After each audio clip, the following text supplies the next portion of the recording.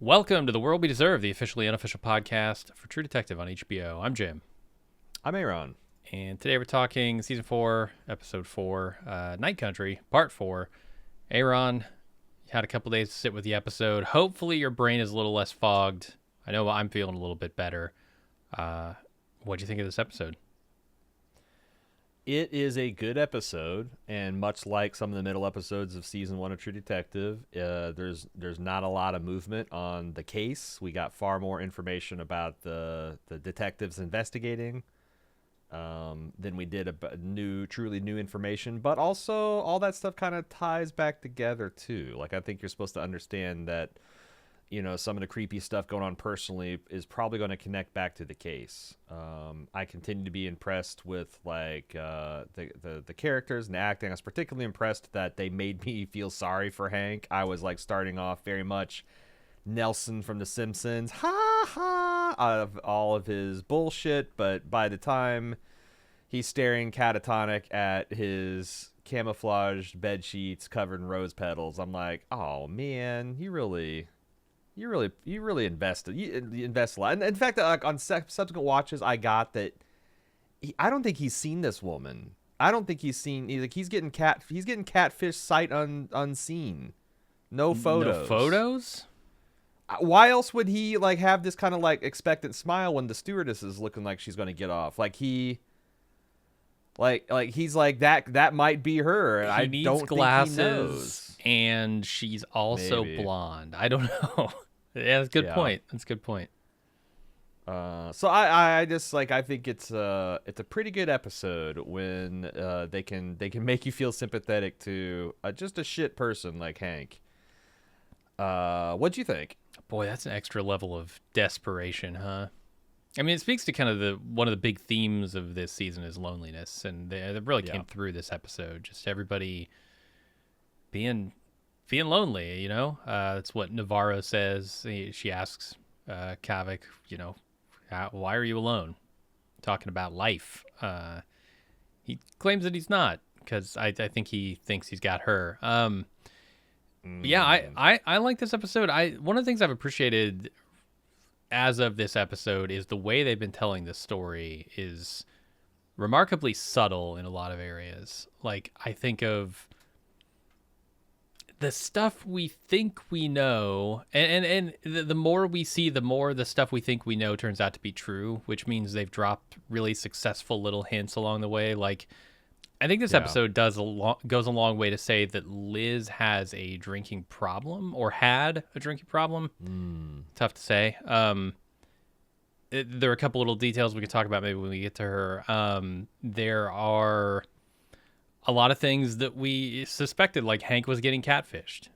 We just kind of, you just kind of feel that. It's nothing that they explicitly spell out, but we kind of picked it up as we went, and it turned out to be true.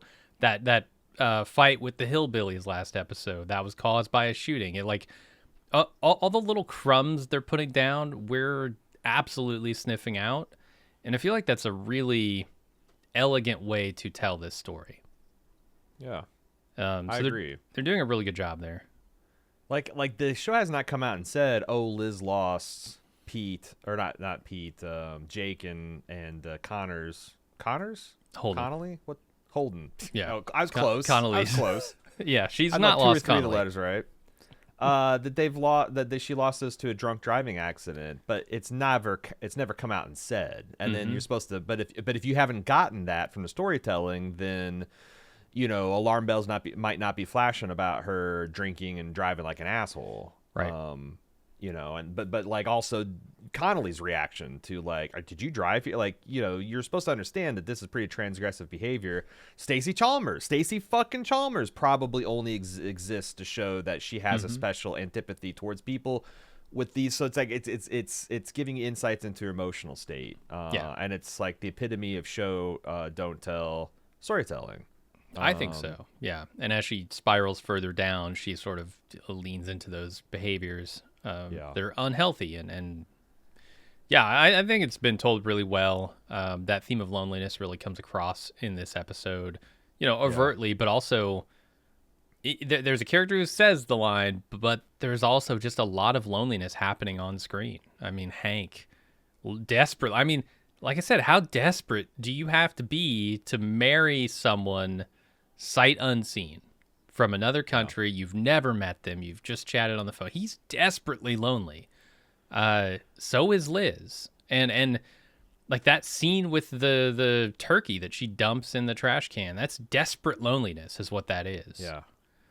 And even Pete, who is married and has a beautiful young family, like it's hard to show a lonelier scene than him and his wife laying in the bed with their backs to each other and about 17 feet between them. I don't know how you do that in a queen-size bed. The only way you can do it more intensely is the way Better Call Saul did it, which is you actually do a split screen, and then they end up in the same bed with a split screen. Dividing the bed. Mm-hmm. Yeah, it is. I was going to make that joke for the Hank thing you mentioned that it's hard to achieve the level of sweaty desperation in the freezing cold night country, but yet Hank manages to do it. He's got that. And you're right. Liz dumping the turkey had a similar kind of feel. So there's a lot of our detectives feel like their backs are against the wall for very different reasons. You know, Navarro feels like she is succumbing to this family curse. Liz feels like her life is spiraling out of control. There's a referendum on her being a police person. Kind of the things she's struggling with are starting to really sandbag her, and all in the backdrop of this crazy mystery they're trying to solve. Mm-hmm. Yeah, so I really enjoyed this episode. I will say before we go much further, because it's been kind of like we've gotten conflicting reports, it's confirmed. It's confirmed now that they are not skipping a week for the Super Bowl. However, much like they did for The Last of Us last season, they are going to release on Max online the new episode on Friday night. It's virtual Sunday night at HBO. They're releasing that on Max. And then HBO will be airing it Sunday at its regular time. I imagine most true fans of True Detective are going to be watching Friday night. Unfortunately, because of some travel issues with Jim and some previous commitments that I've made, this completely fucks up our instant take schedule. We are not going to be able to do an instant take on Friday night. And maybe we could do it on Sunday, but at that point I feel like it's almost pointless. You know, most people who have watched it are going to go ahead and watch it. So instead, we'll just have our full podcast out on Tuesday. I apologize for that, because I do like to do this stuff with the club members, and I'm really looking forward to talking it over with y'all. It's just I had a pre-existing commitment before I found all this stuff out, and Jim had some travel anyway, so if it was just one of us gone, we probably would figure out a way to make it happen. But when you got both Jim and I gone, what the hell is even a Bald Move podcast, you know? Yeah. Bringing two guests. Neither of us. Yeah. Like you do. Hey, if we got away with it, I hate to tell you, it'd be hard to get us back. So if we could just put some cardboard cutouts here and be done with it, that'd be tempting.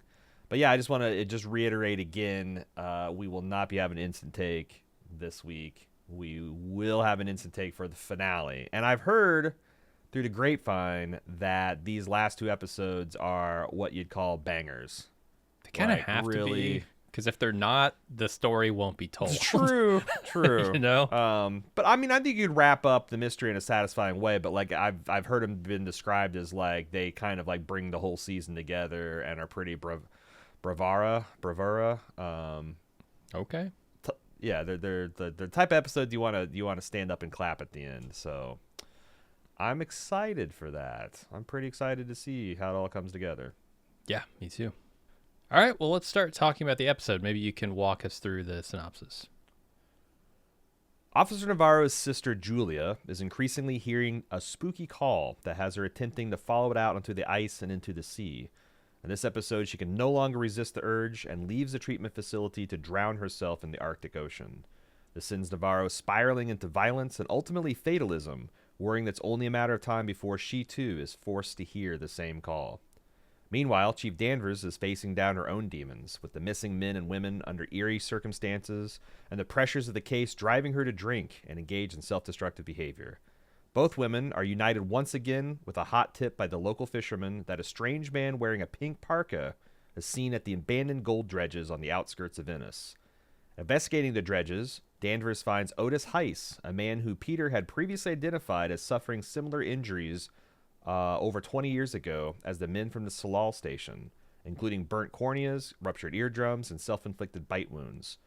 His mind seems to be gone, as all he can do is rave about the night country.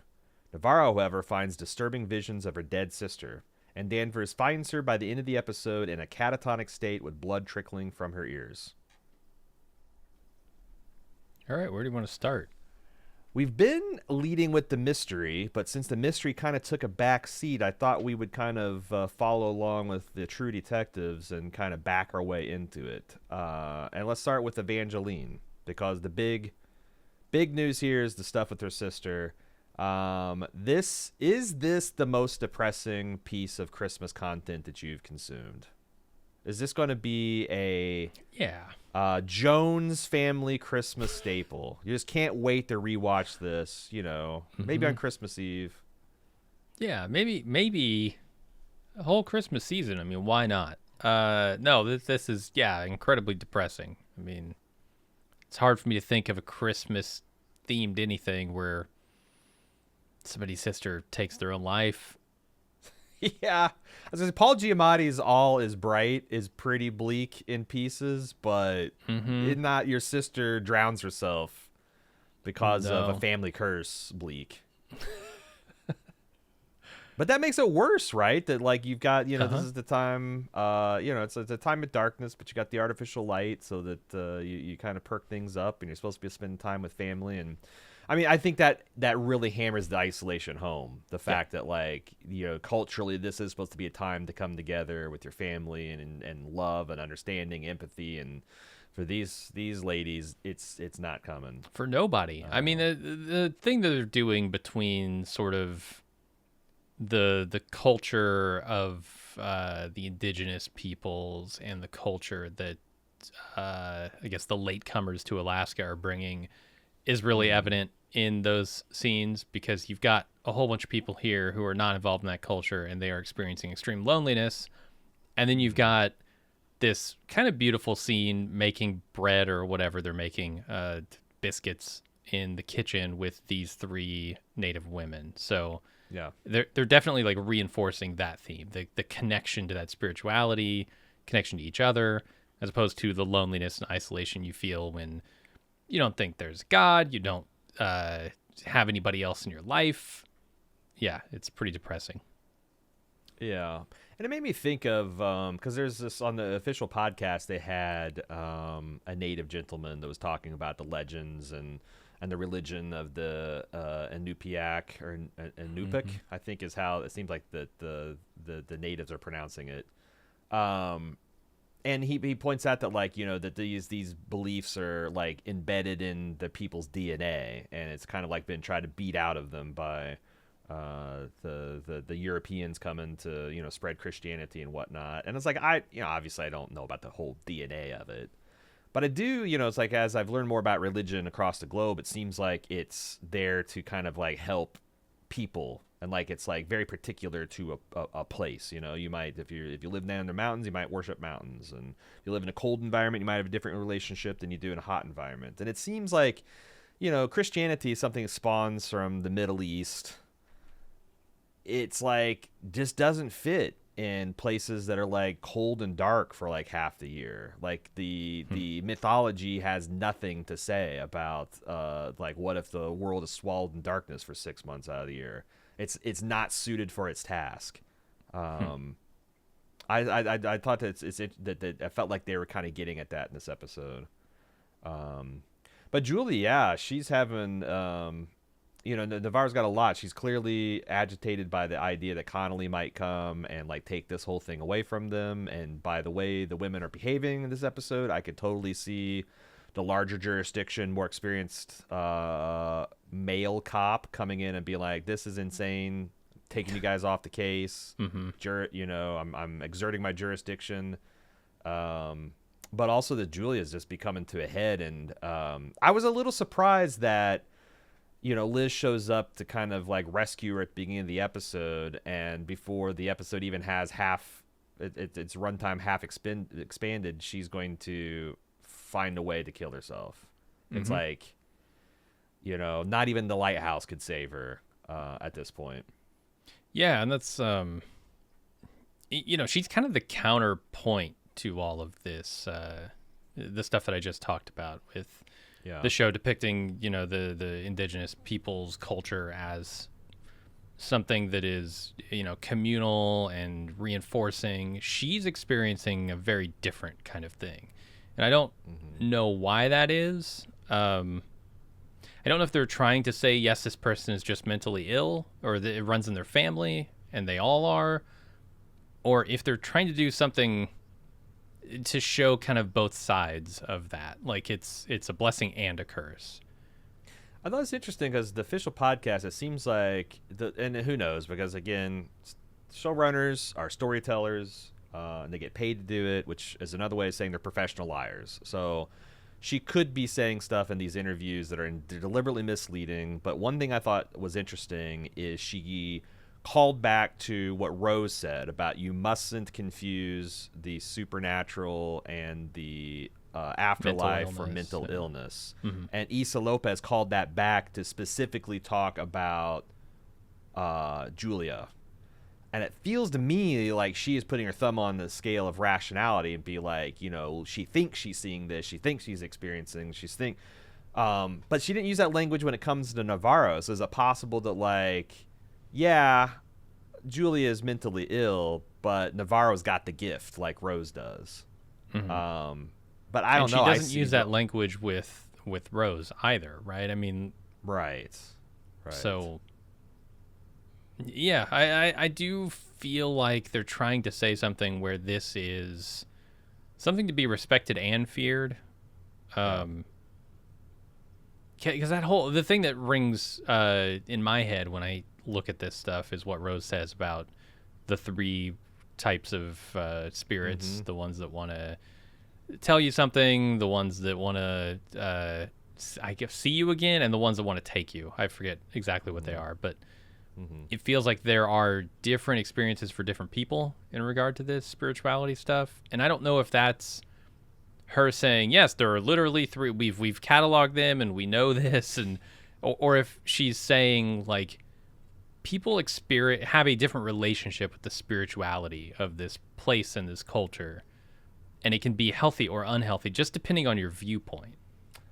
I was about to say something similar, that from a therapeutic standpoint, like a therapist or a psychologist would say the difference between like a quirk or just a myriad of things that makes you and different and distinct from the other people, and like a pathology is whether it's interfering in your normal relationships and your ability to live as a human being. Sure. So like Rose gets like all these, she's like the spooky spiritual lady, but it doesn't seem like she's particularly crippled by it. She has a pretty high regard, able to make friendships and da-da-da. Whereas Julie, it seems like it's causing her to harm herself and eventually take her own life. But I don't know how to square that with the three types of ghosts, because if I was sitting there with Rose, like, how does Rose experience a ghost that's trying to take her? Yeah. Because that just seems like that's pathologic. Mugs it until it gives up. She's like, get the fuck, yeah. She like bang pots and like drive it off like a raccoon in your trash, or like, because that would be a healthy way to deal with it. But like if that's something that she's like, the nights where the ones that want to take me come, they're hard and I drink. It's like, well, now we're back into like mental illness, or that being pathologic. So I don't know. Yeah. But it's interesting to hear how Issa Lopez is talking about it. I want to talk, and if you have some more things to say about that, I wanted to springboard into the Lighthouse proper. Okay. Did the Lighthouse fail to contain Julia and protect her, or did the Lighthouse, is there something more sinister here? Because I was, I just recently got that rewatch of True Detective Season 1, and the closest analog to the scene of Navarro showing up and blowing this place up is Russ interviewing the head Tuttle. I forget his name, but the televangelist, And the interview with him, you definitely get that, like, there is some incompetence here that's deliberate. Like, oh, they lost a whole bunch of records, or, the hurricanes, there were sketchy records. But you kind of got the feeling that, like, oh, there's something sinister here. I just got, like, maybe incompetence, maybe, like, hey, we're not, like, a state research visit. We're not an institution. We're like kind of like a quasi-religious community help center. We don't have the ability to keep people against their will. I didn't get any like, oh, this guy, of course he's just the guy doing the front desk at the graveyard shift. But I didn't get any like, oh, there's something sinister here. It's more of like, well, yeah, your sister signed in on her own accord. She can sign out. Maybe, I would say maybe should have done a better job of alerting her next of kin that you're releasing her. Maybe make sure she has someone to pick her up. But, like, I didn't see anything sinister there. What's the psychosphere telling you about the Lighthouse? I feel the same way about it as you do. I think she just kind of left of her own accord. And, I mean, if it's not a facility that is designed to contain people, it might be she just walked out the front door and nobody even really knew. Like, that's, yeah. She's not in a mental ward at a hospital. She's not like this is not a facility with cages, She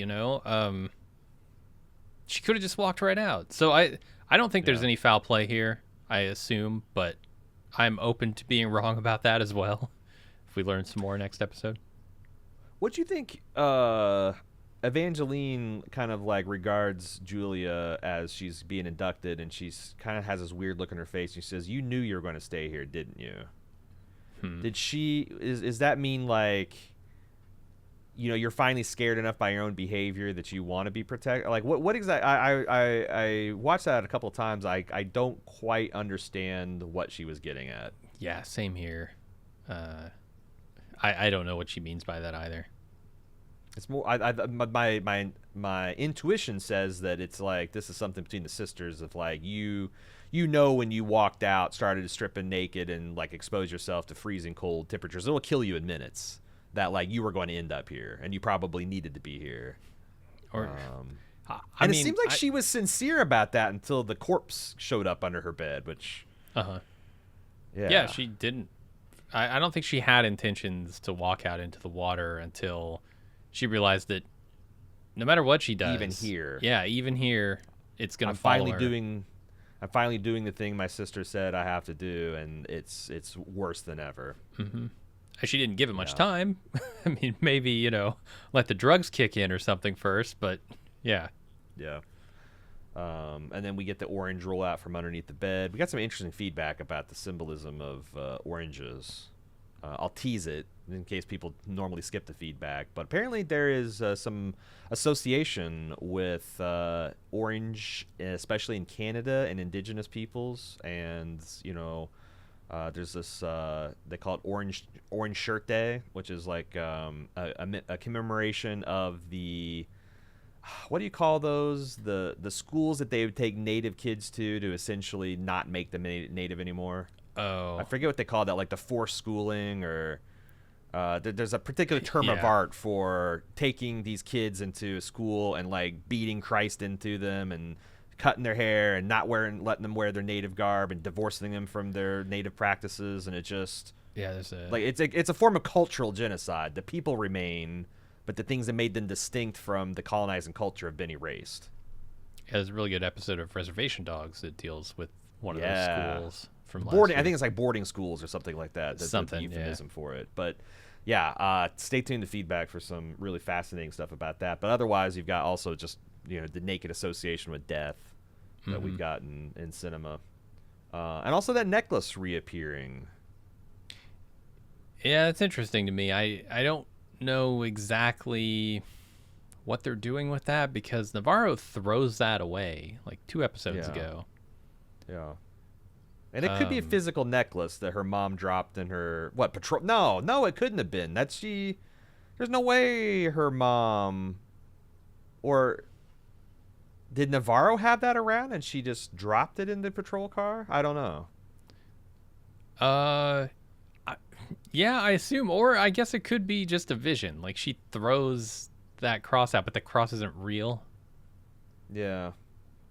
Because nobody else is around when she does that. So it could be her trying to reject the traditions that have been foisted on them, and showing her struggling to reconnect with her roots. Well, and rejecting the affliction that both her sister and her mother had. I mean, she's the one trying to keep it together for everybody, right? True. So Navarro is out with Pete. We'll get to this, the mission they're on later, but she gets a call from the Coast Guard with some bad news. And I thought, again, with the theme of loneliness, she has a person here, fellow member of the force, or I guess a force, would probably be a sympathy, someone who would show a sympathetic ear, and she chooses to not tell him anything. She got this devastating news, and he's like, "Is everything okay?" She's like, "Oh yeah, fine. Go home and be with your family." She's not fine. That's it. I think it's that thing. Go home and be with your family. It's December 24th. It's Christmas Eve. Like, she tells him this, and how's he going to go home to his family and have a nice Christmas Eve? But that's the kind of isolating. That's not Christmas behavior. That's not the spirit of Christmas. Is to keep those things to yourself and suffer in silence. And that's true. Yeah, and she pays the price for it, because she transmutes this fear. Well, she's sad. She's got two negative emotions, sadness and fear, and she does the prototypically masculine thing of converting that through emotional alchemy to anger, because she knows what she can do with that. And first she goes and blows up the Lighthouse people, and then she passes this wife beater. The guy who beat the Blue King crab lady up, the one with the missing fingers, and she finds him with his boys on Christmas Eve, and she just lights into them.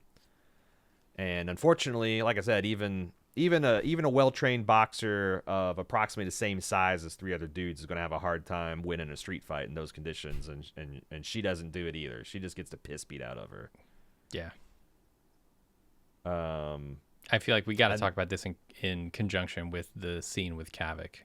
So that's why I was going to see if you had any like standalone takes. But yeah, she and it's funny. It's like she doesn't go to Kavik for help. She breaks into his bar and starts like treating herself. And he goes and meets her with a shotgun and finds out that she's been battered and starts immediately taking care of her. Which she could have gone home. She could have gone home to treat herself. I think this is her reaching out. She expresses her emotions in really strange ways. And I think like Kavik earlier when he was with his dogs and, telling this metaphor about the dog who's got this soft interior, if you just get past the biting and the yelping and barking and stuff. I really like this scene. I think this is one of the best blendings of physical and emotional pain I've seen in a long time. The way that she's trying to be tough, she's like, don't touch my finger, it hurts, and Kavik distracts her with this surprise. I mean, I assume she thinks that he's proposing, right? Like, hey, let's get married, which is insane given what's happening right now. This is a terrible time to propose, but he's distracting her to set her finger back in place to heal her. And the way she reacts to that is so interesting to me, because she screams because of the physical pain when he pulls her finger, and then she keeps screaming. She keeps saying, "Fuck you, fuck you, fuck you." And I think part of that is not because the hand hurts. I think it's her heart hurts. Like, she kind of got caught up in that moment. Like, she says, "No, don't, like, this is stupid. Don't do this," when he's getting down on one knee. And I think some of this is like, she kind of wants that to happen. And when he pulls that away and it's revealed for just a trick, just a distraction, I think she's extra hurt by that. And, not for nothing, she's also extremely hurting because of her sister at this moment. So, like, all of that. And also the broken finger just got set. Exactly. Yeah. The way like they're meshing of the physical and emotional pain. I think it's really well done. I do too. And I think that's 100% correct analysis, that as much as she would be the first person to do her Navarro thing of like, fuck you, Kavik, we're not getting married. What the hell does that even mean? And you start to wonder, like, how much of her pushing him at arm's length is, like, an attempt to protect him, because it's like, well, if I'm inevitably going to succumb to the call of the ice, why the hell would I take a nice guy like Havoc and wreck him like that, you know? And when she's sitting there asking, like, why are you alone?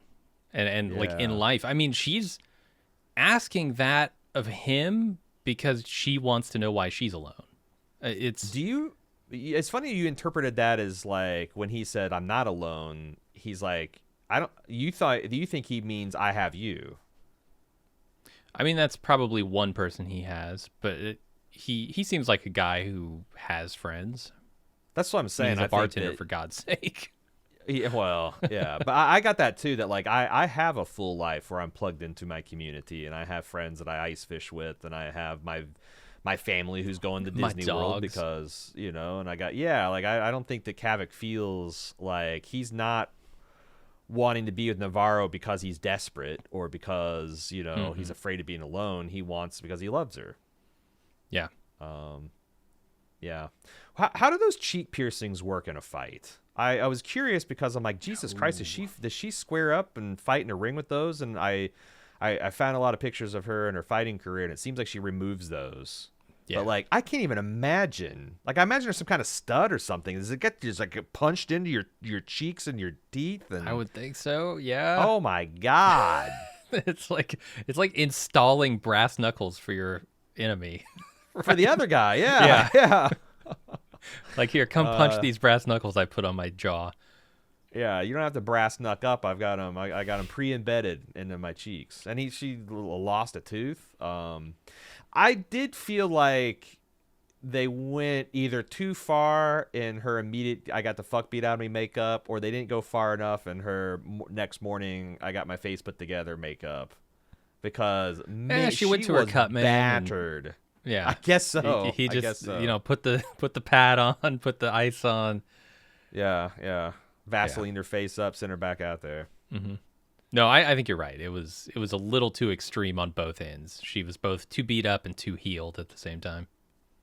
Yeah. I'm just thinking about, like, just fully processing the death of her sister, because, like, the things that her sister is saying, and I think she meant them, this is before she saw her dead mom in her room, but, like, yeah, I'll see you tomorrow, and I love you, and we'll have Christmas together, and, like, all these, like, you know, promises, and the fact that she was out there on the ice when she took the phone call being like, oh yeah, I love my room, it's peaceful, quiet. This is multiple layers of betrayal and sadness and loss. I do wonder, like, I wonder if next episode Connelly's going to try, because, like, you got to think those guys that she attacked are going to probably call and press charges.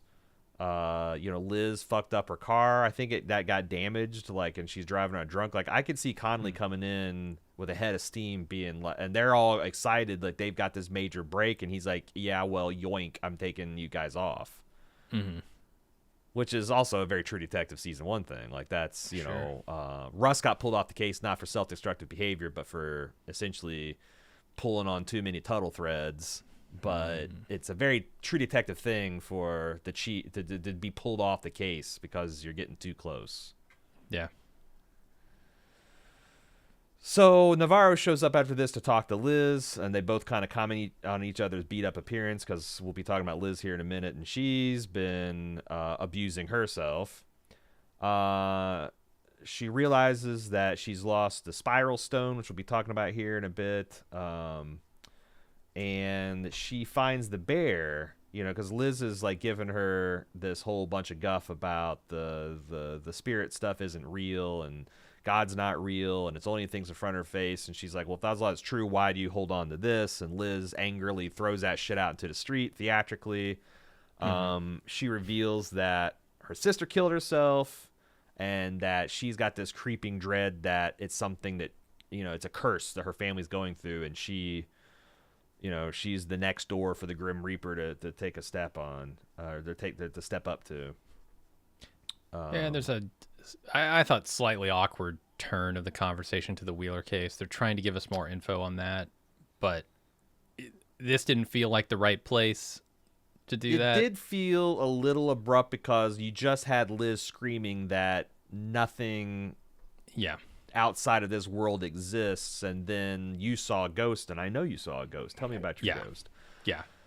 It didn't feel right in this scene, but it maybe does give us a little more information. Was she trying to make the, like, I don't think Liz was like, you actually saw a ghost. I think she's like, you claim to saw a ghost, and that means, you know, that this is like, you just need to maybe, unlike your sister where you fight it tooth and nail until the very end, it's too late. Maybe you should go into the Lighthouse before you start actively trying to go out into the ice. Sure. Yeah. But I agree. I thought it felt a little there. I think a lot of the criticism of this season has been unfair. And simply would not be happening if this was called Night Country. You know, I was thinking, like, I wonder if people would, like, imagine if, like, Sharp Objects, the person came there and be, I want to do the Sharp Objects. Well, you know, it's been a while since we've done True Detective. How do you feel about True Detective Sharp Objects? Mm-hmm. Fucking great show. But just by hanging True Detective on it, it's going to invite comparisons to maybe better television, certainly different types of television. I don't think it's really suited. I don't think it's done what HBO's want to do, although I guess people are talking about it and more people are watching it. But I think that's a preamble to say it's not perfect either. It's not perfect, and there's a couple things I know, like, I don't buy the Coast Guard finds her sister's body in the fucking Arctic Ocean on Christmas Eve an hour after she goes out onto the ice, like, essentially. Because it's the same fucking day. Yeah. That seemed like a crazy shortcut. I feel like there's a lot of ways you could arrive at that, but, like, that was a pretty big reach, pretty big ask. Yep, I'm with you. So yeah, that's one of the first few honest criticisms that I felt like I've landed on the show. Do you want to rewind the tape a little bit and go down the Liz Danvers path, or do you have some more stuff you want to talk about Evangeline? I mean, where she ends up this episode, I don't know if she is an active part of this investigation anymore, or if she is going to be completely sidelined by whatever injuries, self-inflicted or ghost-inflicted, she has at the end of this episode. That's my biggest question. Sometimes that happens too. Like in season 2, wasn't what was her Rachel McAdams. Rachel McAdams, but is Antigone or something. I forget what her name was. Annie. It was Annie.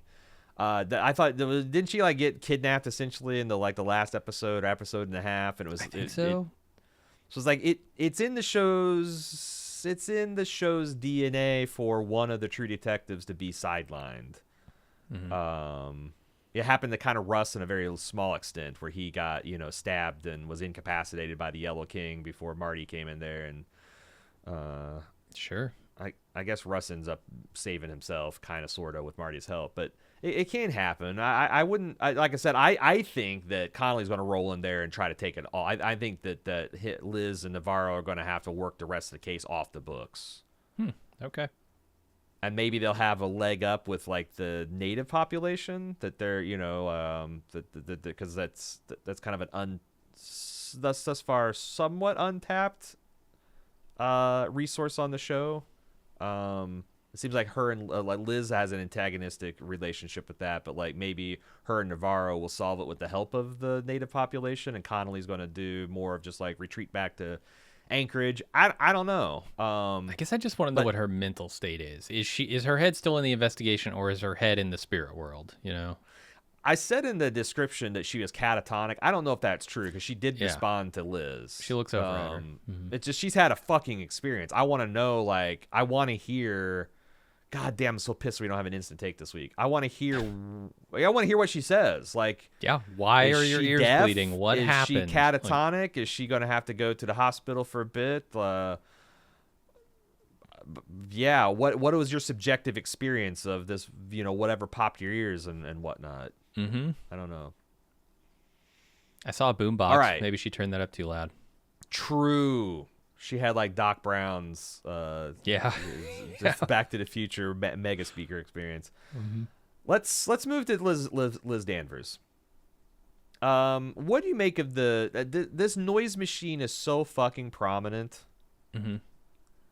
I got to think that they're doing something with it. Like, if is the implication of Liz would shut this damn noise machine off, that maybe the dead would start talking to her? Potentially. Like the reason that her son is running to Navarro and being like, tell mommy something, because he tries to tell her, and every time he does, she just turns the white noise machine up. Yeah, so I was listening to the official cast, and they were talking about the polar bear and how that is basically, the spirit world come knocking on Liz's door, right. But she doesn't believe in it. She rejects it. And yeah, I think the white noise machine is much like that. It's a representation of her blocking that out. Mm-hmm. It seems like she's just completely haunted by this Annie situation. I'm not exact, and I guess you're supposed to make the connection between Annie and her daughter, and her worrying about something happening to her daughter, especially since she seems to be walking the path of Annie and getting involved in mind protesting, and we see what happened the last time that happened. I think all that stuff is tracking, but she's just extremely haunted by her inability to solve these cases. And I think it comes to a head here with her finding Julia walking down the street half naked and putting the coat on her and saying, I'm going to keep you safe. I'm going to protect you. And then her killing herself at the end, being unable to protect her. I think there have to be some emotional ramifications next episode. And you can see it kind of on her face when Evangeline tells her.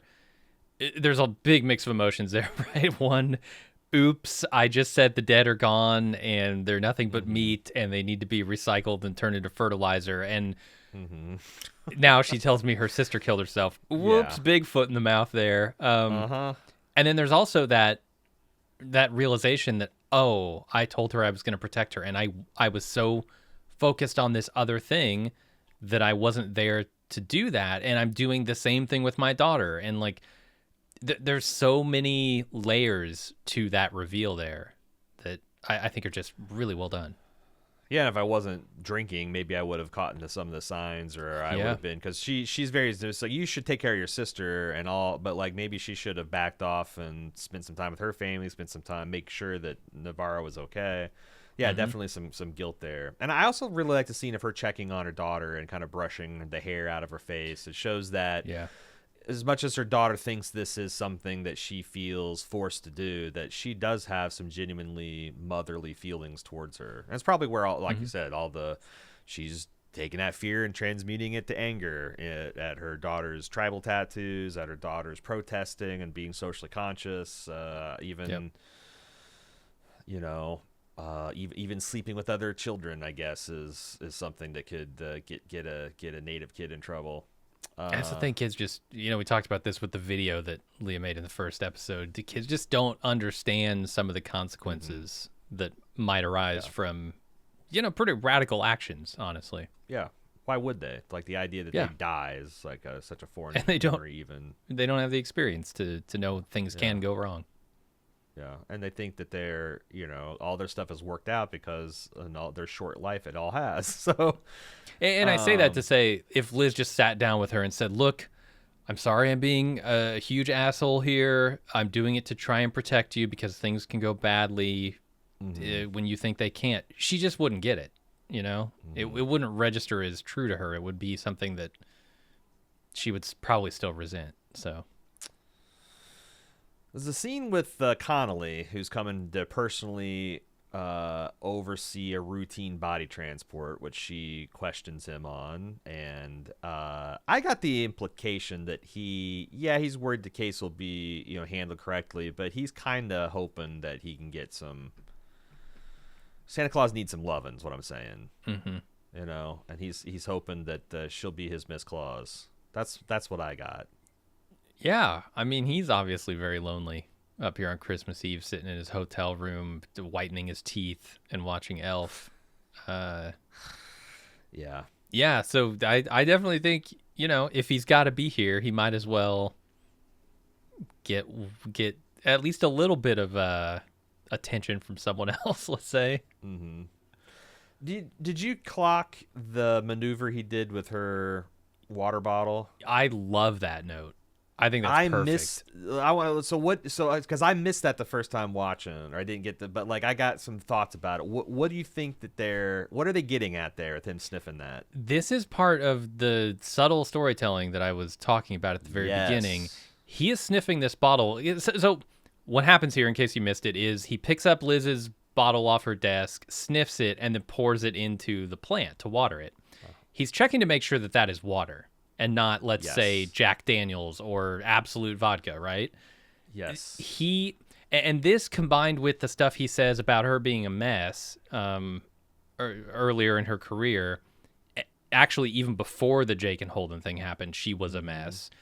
It tells me that she has had and probably still has a drinking problem. And then she says to Navarro later, look, I barely drink, you know?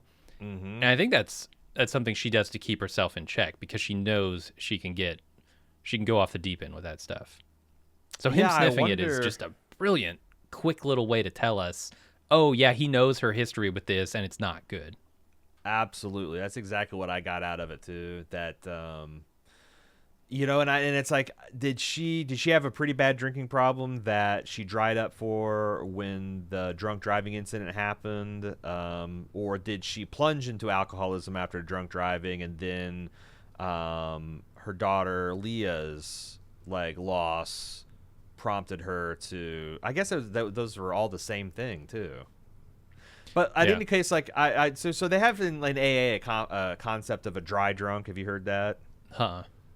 Where it's like a person has abstained from drinking, but they haven't done any of the internal work to not be an alcoholic. They're just white knuckling sobriety. It's not an easy thing. It's like I wonder if they're trying to show that she, because of the trauma of getting, her loved ones killed through drunk drivers, she's dried up, but the things that made her an alcoholic are still there. She hasn't solved any of the internal void that's causing all these negative things that she has to self-medicate for. She's throwing herself into the work as a form of self-medication, as a form of distraction. Yep. It's really, like you said, I love it. I thought that was such a cool detail to throw in there. Let me ask you this. What do you think is the timeline and the reasoning and everything behind this? Because they make it clear that her drinking didn't start with Jake and Holden's death. She was a mess before that. And yeah, I look back at that dancing scene now where they say, oh yeah, she smoked weed. I wonder if, well, I don't have a good way to reconcile those two things, because she looks very happy, but she could also be drunk and high and abusing substances in that scene. And we're just seeing the part where everything is fine and okay with that because they're dancing in the living room having a good time. And then you fast forward and she perhaps gets her husband and son killed. Uh-huh. And also, I can't remember if Liz herself said it or someone said it about them, that even Jake and her had their, as happy as we saw them in that moment, they had their ups and downs. Right. It wasn't like a smooth, completely trouble-free relationship. So... Mm-hmm. And the assessment of Jake seems to be, I guess, rosier than the assessment I've seen of Liz so far. I don't know if her demeanor changed after. I mean, obviously it changed after Jake and Holden died, but I wonder if he was cool with that stuff, and he'd smoke weed and have a good time, but she took it too far or something. She would abuse it, whereas he was just using it. I also appreciate the way, because one of the questions I had in my mind is when Connelly takes this over, is Liz going to try to pull a Hank and keep some of the case files back? Apparently she shared everything with him. He even knows about the Annie video. Mm-hmm. So she told him about her extracurricular forensic adventures. She told him about the video. I think they're trying to tell us that she's not trying to be territorial about this case thus far. Yeah. We also learned another detail when she's talking to Navarro about, that Julie's praying a lot. We know that Navarro's praying a lot. That when she lost her mom at the tender age of 7, her dad encouraged his family to pray. And she said she prayed so hard that her knees turned black. And this is one horror for atheism. And I got nothing but black knees out of it. So then, I kind of learned to go about the other way. Did you think anything is interesting about the symbolism of black knees? No. Did you? Just that, like, all the men who were flash frozen, their extremities were black. I associate black with, like, gangrene, dead tissue. You know, obviously this is for very different reasons. This is like a black and blue bruising, but I thought there's some interesting parallels there and just the visuals of it. Right about here, Katie, who is owns the mine as near as I can tell it, calls in the middle of the night, says there's a problem at the mine office. She goes down there, and Leah has vandalized the corporate headquarters of the silver mine with murderers and a skull at the end to punctuate it. And Liz essentially calls upon Katie's Christian decency and the spirit of the season to get her daughter home, which doesn't earn her any brownie points in her daughter's book because she moves out. Yeah, no. I mean, the first thing she does is say, "I ought to kill you," you know. Yeah, this is Why do you always take their side? I have a lot of complicated feelings about this scene. Not in its quality, just in the events of it. Like, I don't know if Kate feels like now she has something on Liz. Like, Liz owes her one. Seems like it. Yeah, there's a look on her face that says, "Ha, okay, I'm gonna let you off the hook, but I gotcha." Or maybe she doesn't like the fact of being able to have her in her debt in some way. Yeah, because I get the impression she'd also fuck her husband or something. Oh yeah, clearly. Clearly. Good Lord. And then I'm also conflicted on Leah's reaction to Liz's reaction, because this is, like I said earlier, a pretty radical action to take. I get that your cause is just. I don't know. I'm conflicted on it. I saw a lot of people, even in our audience, talking about, like, how could Leah expect her mom, the chief of police, to be okay with this? A lot of people had some takes on, is it Katie? Kayla. Kayla is Pete's wife. Like, Pete's wife's being a giant bitch. Like, yeah, it's Christmas Eve, but this is like a sextuple homicide, and, it's a very little. But it's like, to me, this is telling a story of, it's not about this event.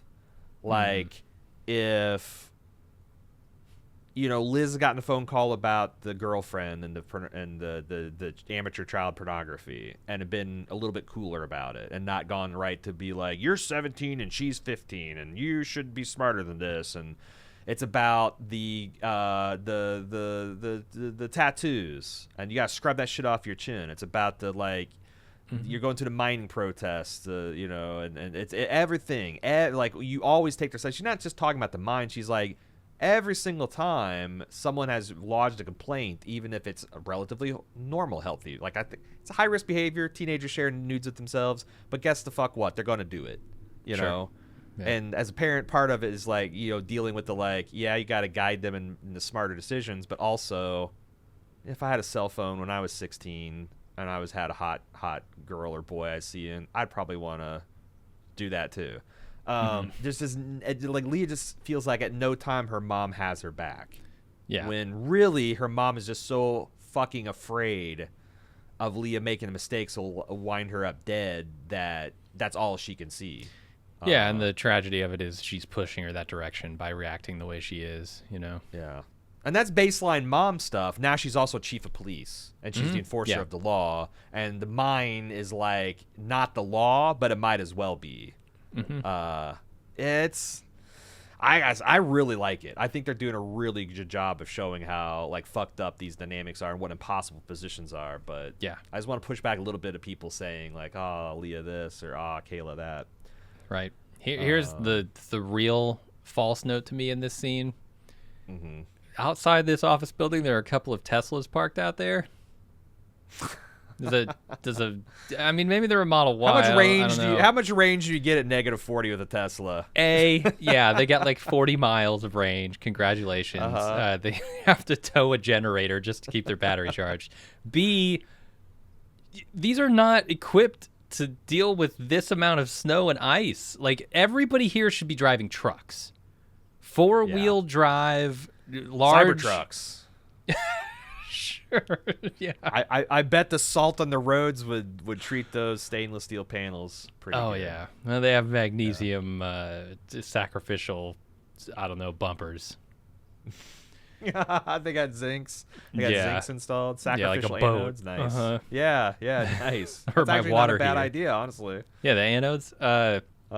No, I just thought it was crazy to see 2 Teslas out there. I'm like, what good are those up here? Liz tries to beg and cajole Leah to spend Christmas with her. You know, she's been trying to do the good old-fashioned family Christmas, but they're not having a good old-fashioned family Christmas. And, you know, I kind of think Leah made the right choice when she goes and she's with her laundromat grandma and she's with her tribal sister, and they're having a great time, and there's smiles, and there's a genuine warmth. If she had stayed there with Liz, it would have been a shit show. It would have been a shit show of sullenness, and Liz would have just gotten a tip and abandoned her in Christmas Eve anyway. And I love this. This is another really, I think, subtle and great scene. So what is your take on the turkey? Because I've seen a lot of people being like, "Oh, we're taking turkey now. We're gonna take and talk turkey. Okay. We're gonna talk turkey." I've seen a lot of people saying she doesn't have time to cook that turkey. A turkey takes, you know, a raw turkey like that, 4 hours in the oven minimum. She's already missed her window, and what the fuck is she talking about when she says you're gonna miss the turkey? I think that's exactly the point.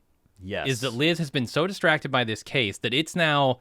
What, 6 p.m.? I don't know what time it is. But who the fuck? It could be 3 p.m. for but yeah, sure, but at night it's late. But she's going over to somebody else's house for dinner, so she's already missed the window on cooking this turkey, right? Because she's so distracted by this case. They're telling us that she, like her saying you're gonna miss the turkey. That's her fooling herself. Like she was never gonna make this stupid turkey. This house is not smelling of turkey. It's not like you know, like look at all the work I've.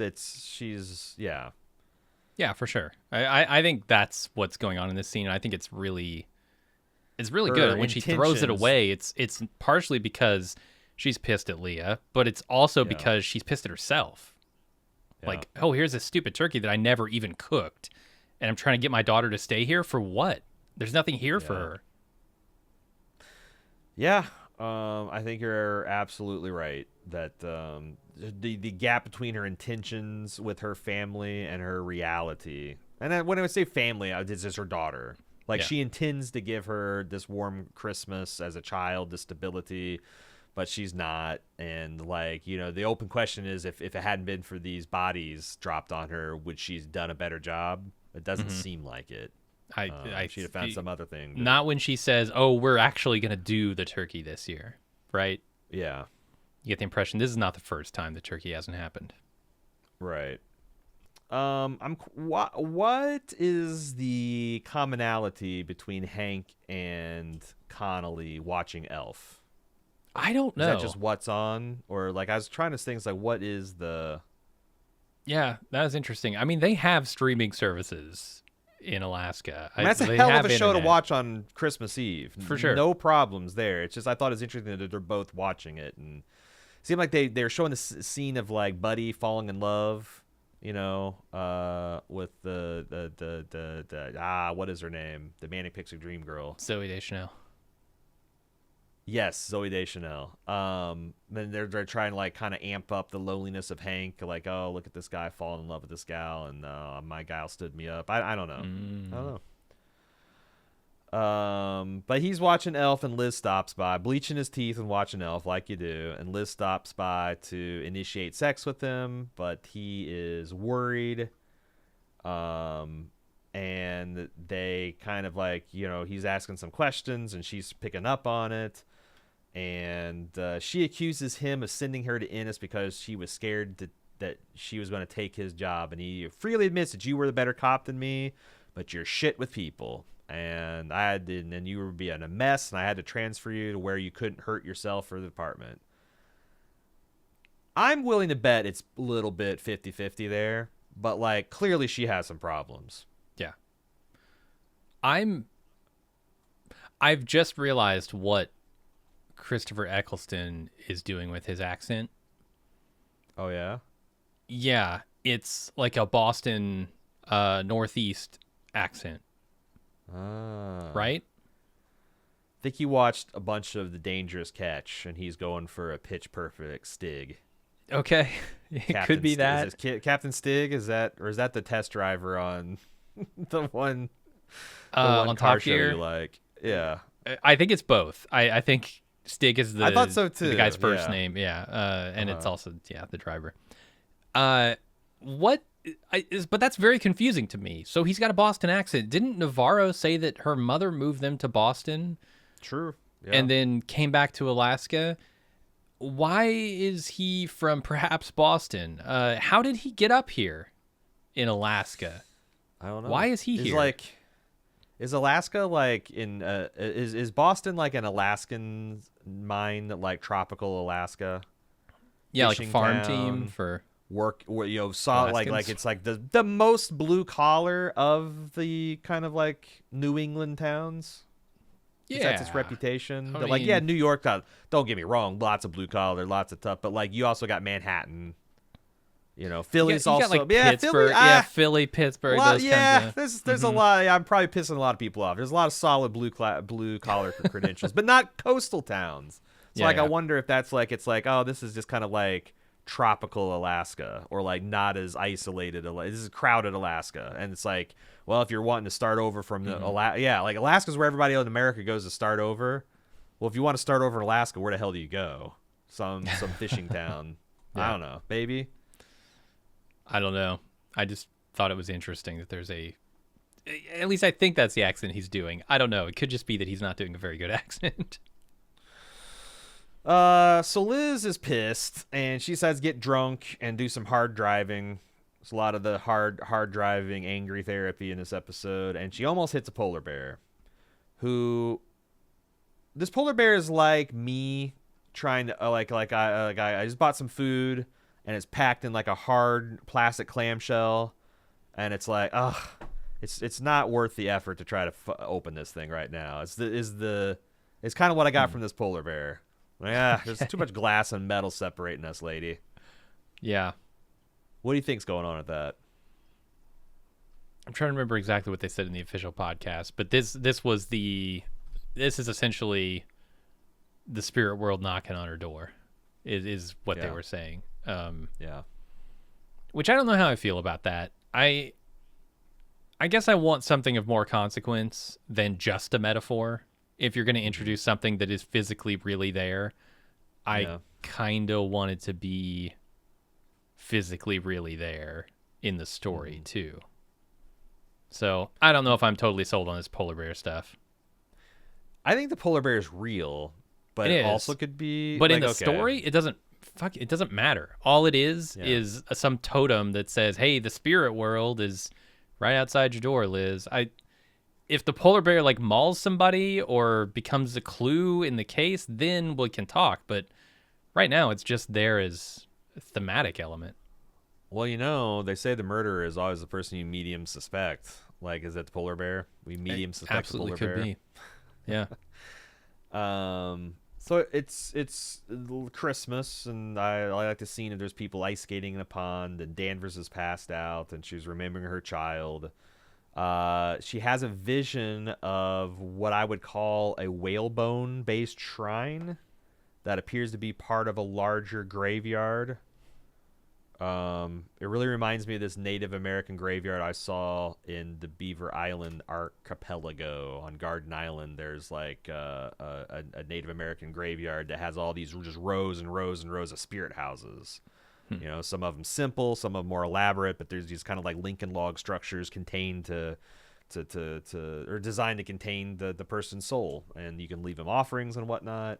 But like, there's this like very distinctly non-Christian, although Christian in like a syncretic way. Like it's like you could see that the whalebones crossed over like a small literal cross, like a Jesus cross. What did you make of this imagery? Nothing, unfortunately. I hadn't thought of that. You can hear her talking. The twist and shout, her humming, singing twist and shout is all. It's tied to Holden somehow. There's maybe Holden's trying to say something because this happens right off the heel of the polar bear. Yeah, could be.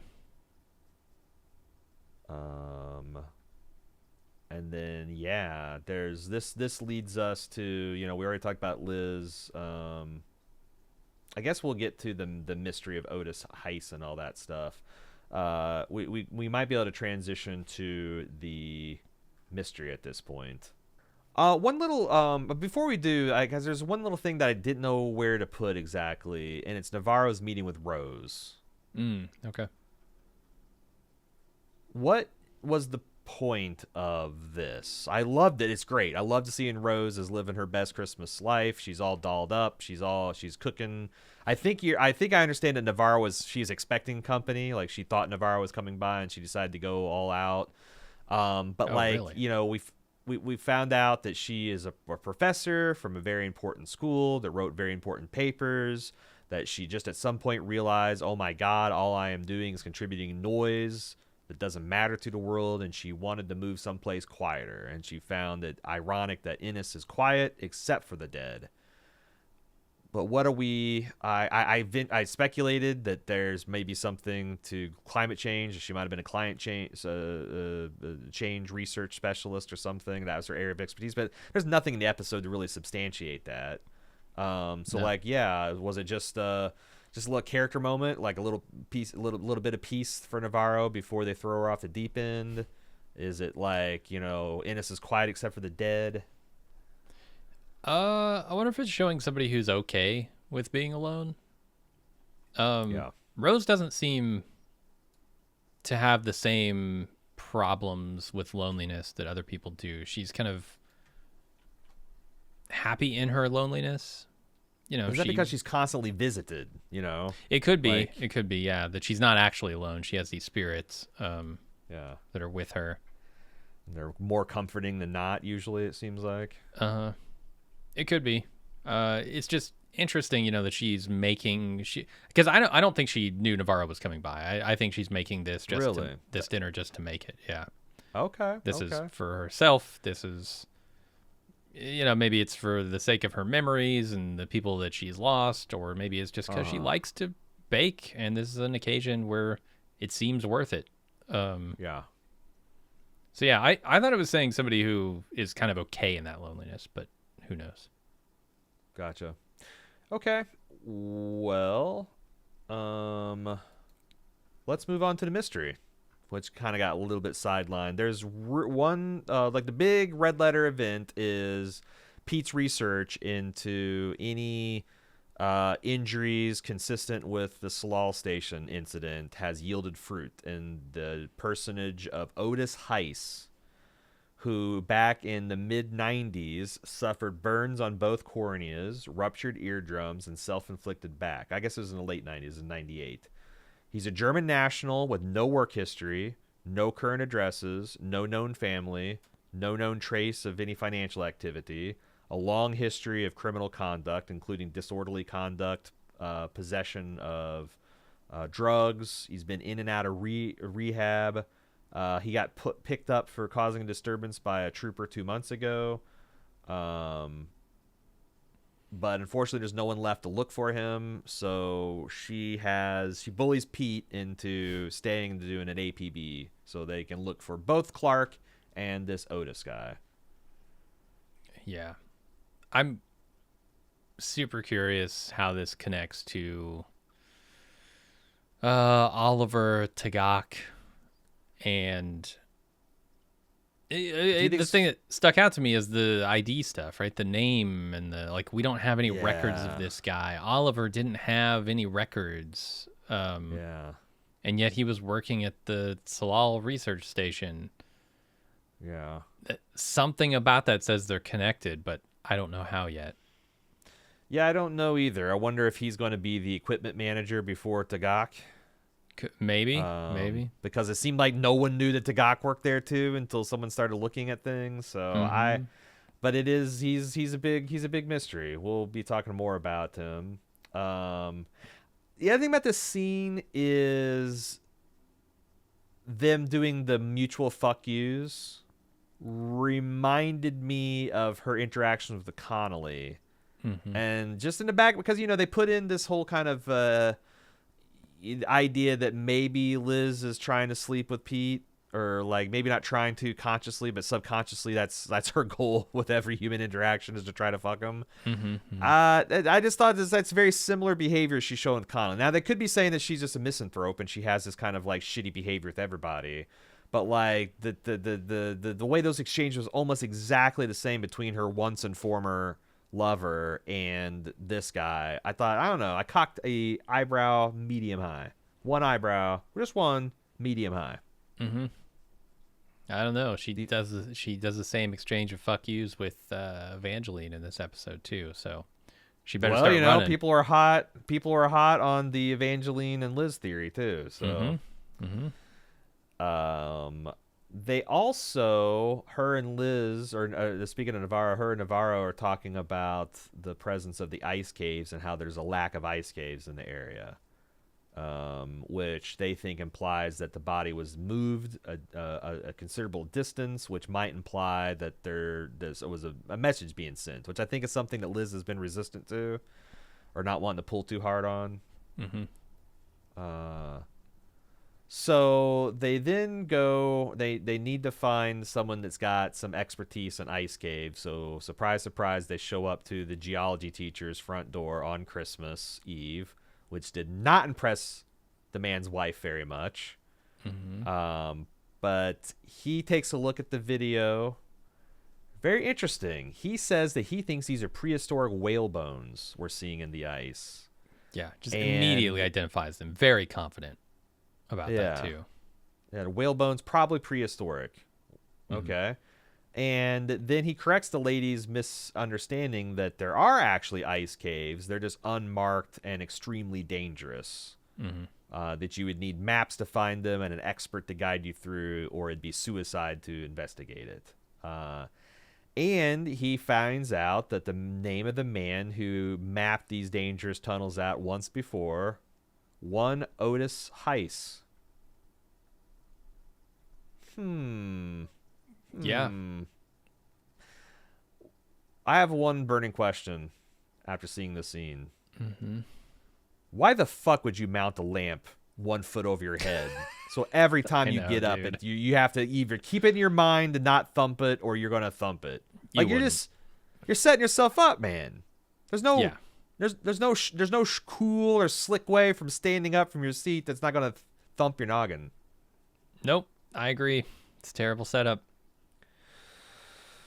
Anyway, later on, Liz is noticing a similarity between the video that the hot scientist filmed of making a sandwich and the last desperate moments of Annie K, which is she thinks that there is a similar power cut MO.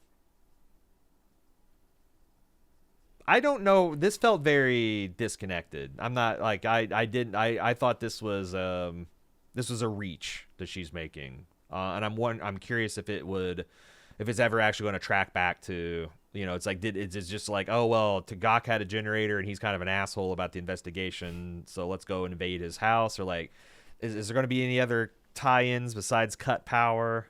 Did the polar bear cut the power?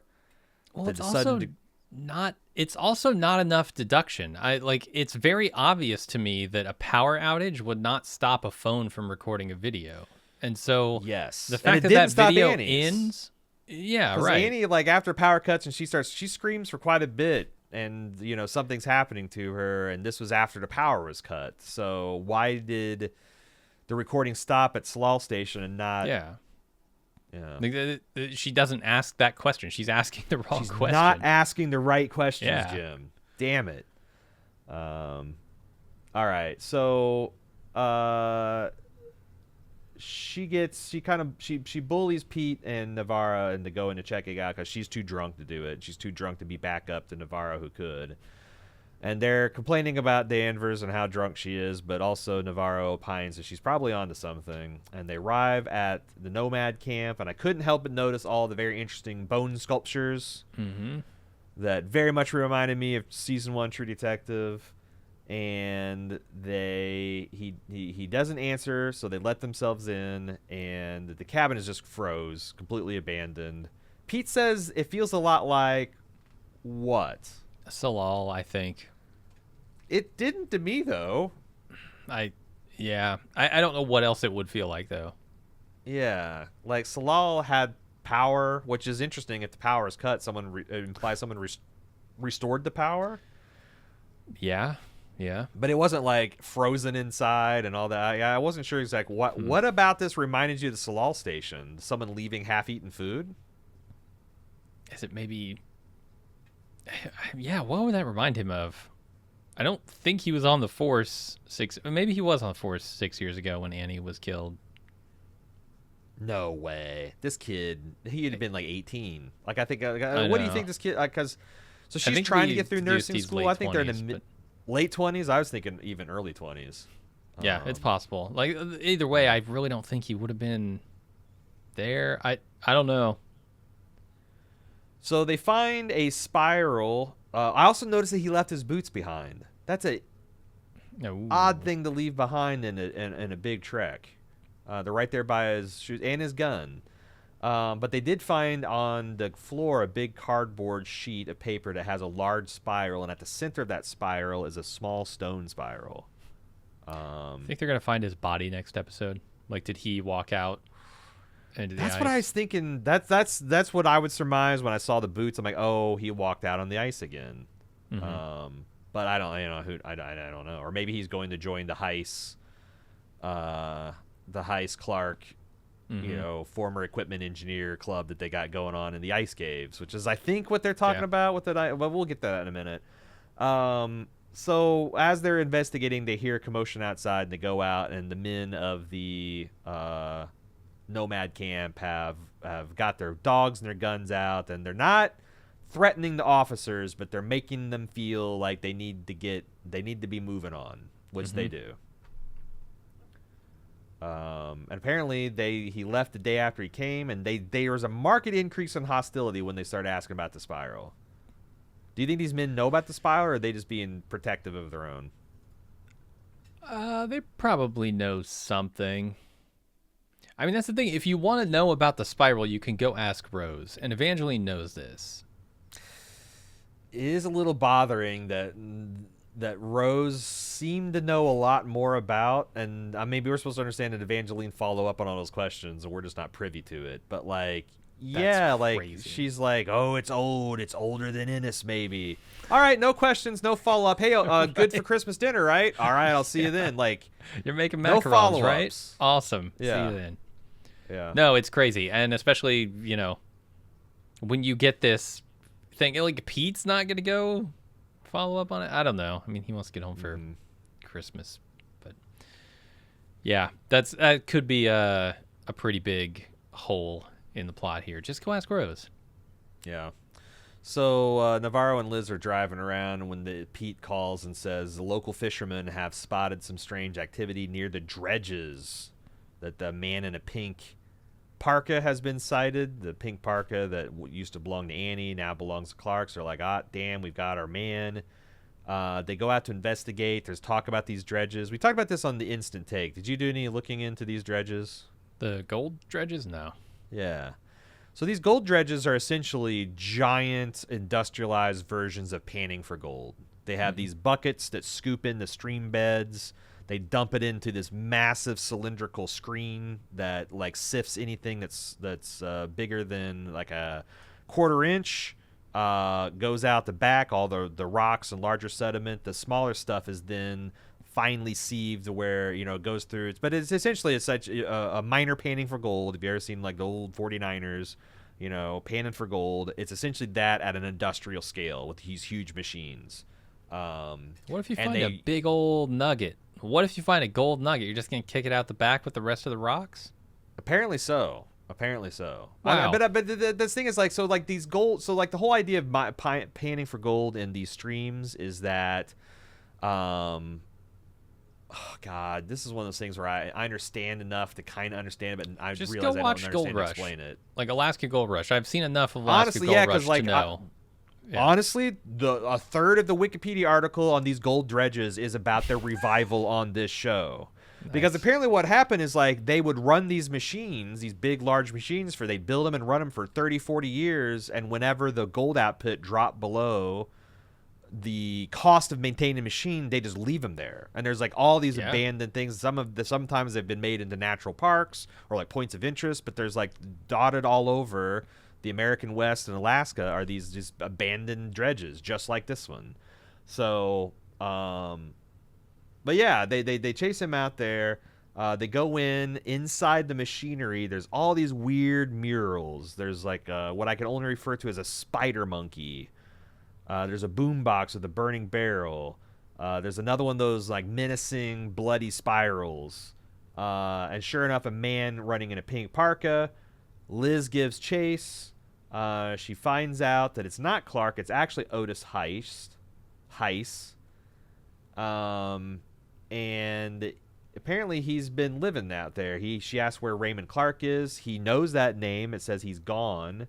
He went back down to hide. He's hiding in the night country. We're all in the night country now. Let's stop there for a minute. What do you think the night country is? I've been racking my brain trying to figure out an actual definition for this.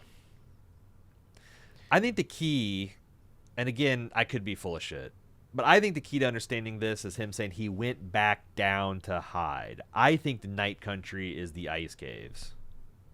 Certainly possible. And I'm also going to state an additional internet points on the reason that they're called this by the weird Blackwater drinking cult or whatever, these people have gone crazy on the ice, is because probably even at high summer, those caves, like, at best are lit like this pale blue, like this twilight color. And it's kind of like they're the same all year round, or maybe just underground is dark. But I think night country is these unlisted, unlicensed, dangerous caves that these crazy people hide out on. Which can kind of reflect, the Carcosa stuff from season 1, right? It's sort of a literal place, but it's also sort of a vibe, right? Yeah, like it was a real place, but they've done some work to the place, Right. So yeah, I can get behind that. And it's the big hanging thread in this episode. All of the investigation that they do is around this Otis Heiss guy and figuring out who might know about the ice caves. We haven't gotten to the ice caves yet. That's where the real action is. Yep, we've got 2 hours left to explore them. Meanwhile, so Liz is running after. As she runs after, Navarro hears this ghostly whisper calling to her, and she follows it. She sees her dead sister floating far below her in the bowels of the machinery of this dredge. She follows and sees bare footprints that go deeper and deeper into the building until they eventually just stop. And she investigates there, sees a lit Christmas tree powered by car batteries, and she's confronted with the vision of her dead frozen sister. And then then Liz gets done with Otis. They don't make this clear. I'm assuming she handcuffs him and secures him and then goes to try to find her partner. Yeah, we'll see his fate, because that is really the only thing that makes any sense. Yeah, but she finds her sitting kind of cross-legged in front of this Christmas tree, barely responsive, with bleeding trickles of blood coming from her from her ears. Apparently suffered a burst eardrum. Mm-hmm. Anything else on the mystery track? Like I said, that's not a lot of information we found out. Whale bones, prehistoric whale bones, Otis Heiss. And now they have the guy who might lead them to the caves, the ice caves. Yeah, has at least familiarity. The expert. He is the expert. He's the guy to map them. He's seen better days, but... Yeah. I do wonder why... Well, maybe it's because he experienced whatever the night country insanity is in a place that wasn't frozen solid. But I do wonder why he doesn't have the same grievous injuries that the scientists do, because the scientists, even Lund didn't survive, right? It killed him. Maybe because she wasn't awoke yet, whatever awake means. And I'm curious to see Clark, what his status is when we finally see him. All right, well, let's move on to Pete and Hank. Hank is waiting for his fiance at the local airport with an Alaskan rabbit, and he's desperate. It seems like everybody's left, and he sees this very attractive woman approach the stairway, and she just retracts it, and they take off. That's the thing, is like, this is where it's like, I think he's this type of idiot where he's engaged in his relationship with sight unseen. Even he's sending her pictures, though. Right. That's what it is. It's a one-sided catfishing. That was actually her, but she saw how old he was. This guy's not 25. This guy's 50. Yeah. She looks as like, this dude's like 20 years older than I thought he was. Hey, would you go ahead and push up the stairs? I'm going back to Russia. I'm just going to go across the strait. She bought a round-trip ticket just in case with his money. So Hank goes back to the station, starts drinking spiked coffee, a.k.a. the classic Four Loko. And he confesses to his son Pete that his fiance wasn't on the plane, but he makes just some emergency. Something happened with her mom. And Pete's like, "Oh, Dad, you haven't sent her money, have you?" And then he immediately changes to like, "You know what? I'm free for Christmas Eve. How about I hang with the family?" Mm-hmm. What do you make of Pete? I don't trust this chipper, Hank. Hank knows. Hank feels the betrayal. Hank feels the shame, the embarrassment. Hank is going to be a problem next episode for somebody. It could be, especially if Liz goes at him, and Liz absolutely will go at him. But I think that he's got at least one half of his brain still in denial. That like it maybe something happened at customs. Maybe something happened with her mother at the last minute. Maybe she probably would at least called or texted. But I don't know. I think that there's a little. He's still a little, but maybe that's where he started. And by the end of the episode, as he watches Elf and sees a giant bottle of champagne in the bed, he's like, but yeah, it's interesting to me how he reacts here, because if he does realize that he's been fooled, then all he's doing here is prolonging or delaying the inevitable, right? Because there's going to be a point where he has to admit that if this woman's never going to show up. That's the thing. And so there will become a point where he has to admit to not just himself, but to everyone that he was fooled. And he's just like, this chipper act, oh, I'm sure there's a reason, we'll do it. He's just trying to deal with this emotional bomb later, I guess. Yeah. So, what'd you think about Pete? What is his excitement level at his old man joining him for Christmas Eve? It seems semi-genuine, although he does at the end say, well, I need to, call up my wife and that talk was to my her. read. That Pete's kind of happy that he's going to stop by, but then thinks, oh, but I'm kind of already in Dutch with my wife or working late on Christmas Eve. What about, Yeah, she's making a meal with laundromat grandma, and is there going to be enough for an extra person? All that kind of stuff. Yeah. And that's the next scene, as you see Kayla and Leah and grandma having a great time cooking, and then you see Peter calling, and her face kind of falls, and she excuses herself. So obviously it's kind of ruined the good time that they were having. We talked about this in the instant take, but like Hank watching Elf and seeing the giant bottle of champagne, which is, I think, a nice bottle. It's like a 50-60. It's not like Asti Spumante or Brut or, whatever, the $5 bottles. Like, they used to be the $2 bottles, but now they're $5 because of inflation. It's actually champagne. It's bubbly. Nice. His camo bed sheets with the fucking rose petals on it, and another stuffed animal. It made me feel bad for Hank. I didn't think that could happen. Mm-hmm. And if he came home and like trashed the place, I'd been fuck you, get what you deserve. But he's genuinely kind of devastated, and it felt it's Christmas Eve, man. It's Christmas Eve. Yeah, nobody deserves that on Christmas Eve. Not even fucking Scrooge, right? Yeah. So then Pete walks home. And this is brutal, too, after his adventures. And he sees the glow of the Christmas tree, and all the Christmas presents underneath it. And he goes to get in bed with his wife, but he apologizes, and she snaps, because he doesn't give a genuine apology. It's more of like, you're being a bitch apology.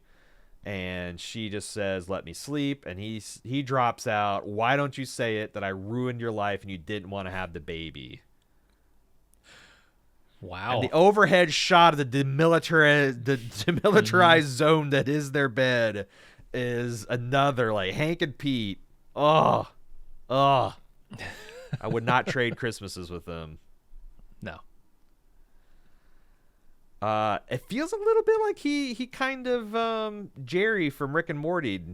He kind of Jerry'd her Beth. Like, he locked her down with a child that she might have wanted, like, might have wanted to have an abortion and maybe gone to medical school and maybe gotten away from Ennis, and he trapped her with a whole bunch of promises about support and help, and here she's raising the kid alone on Christmas. It's like, yeah, this isn't just this case, is what I'm begging for people to understand. Mm-hmm. You know, this is a long process. It's got them to this level of yeah. If this is the first time, I would be like, yeah, you know, Kayla, Jesus Christ, it's not every Christmas that you catch a octuple homicide investigation.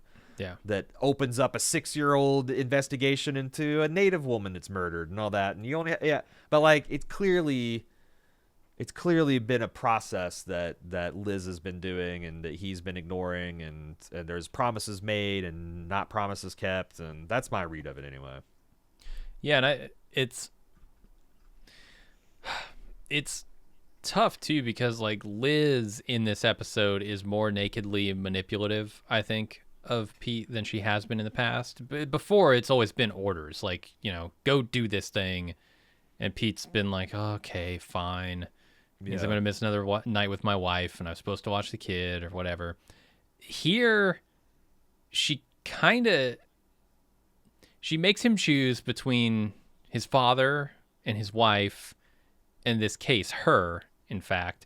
And then when he picks the same thing that he's always picked, she gives him the pat on the head, right? Like, and she says she has to like beg him, I couldn't do this without you. And then she says, that's my boy, when he agrees. Yeah. There's something grosser about this that's going on here. 'Cause, I mean, saying that stuff, like, that's my boy in particular. Mm-hmm. This isn't your kid.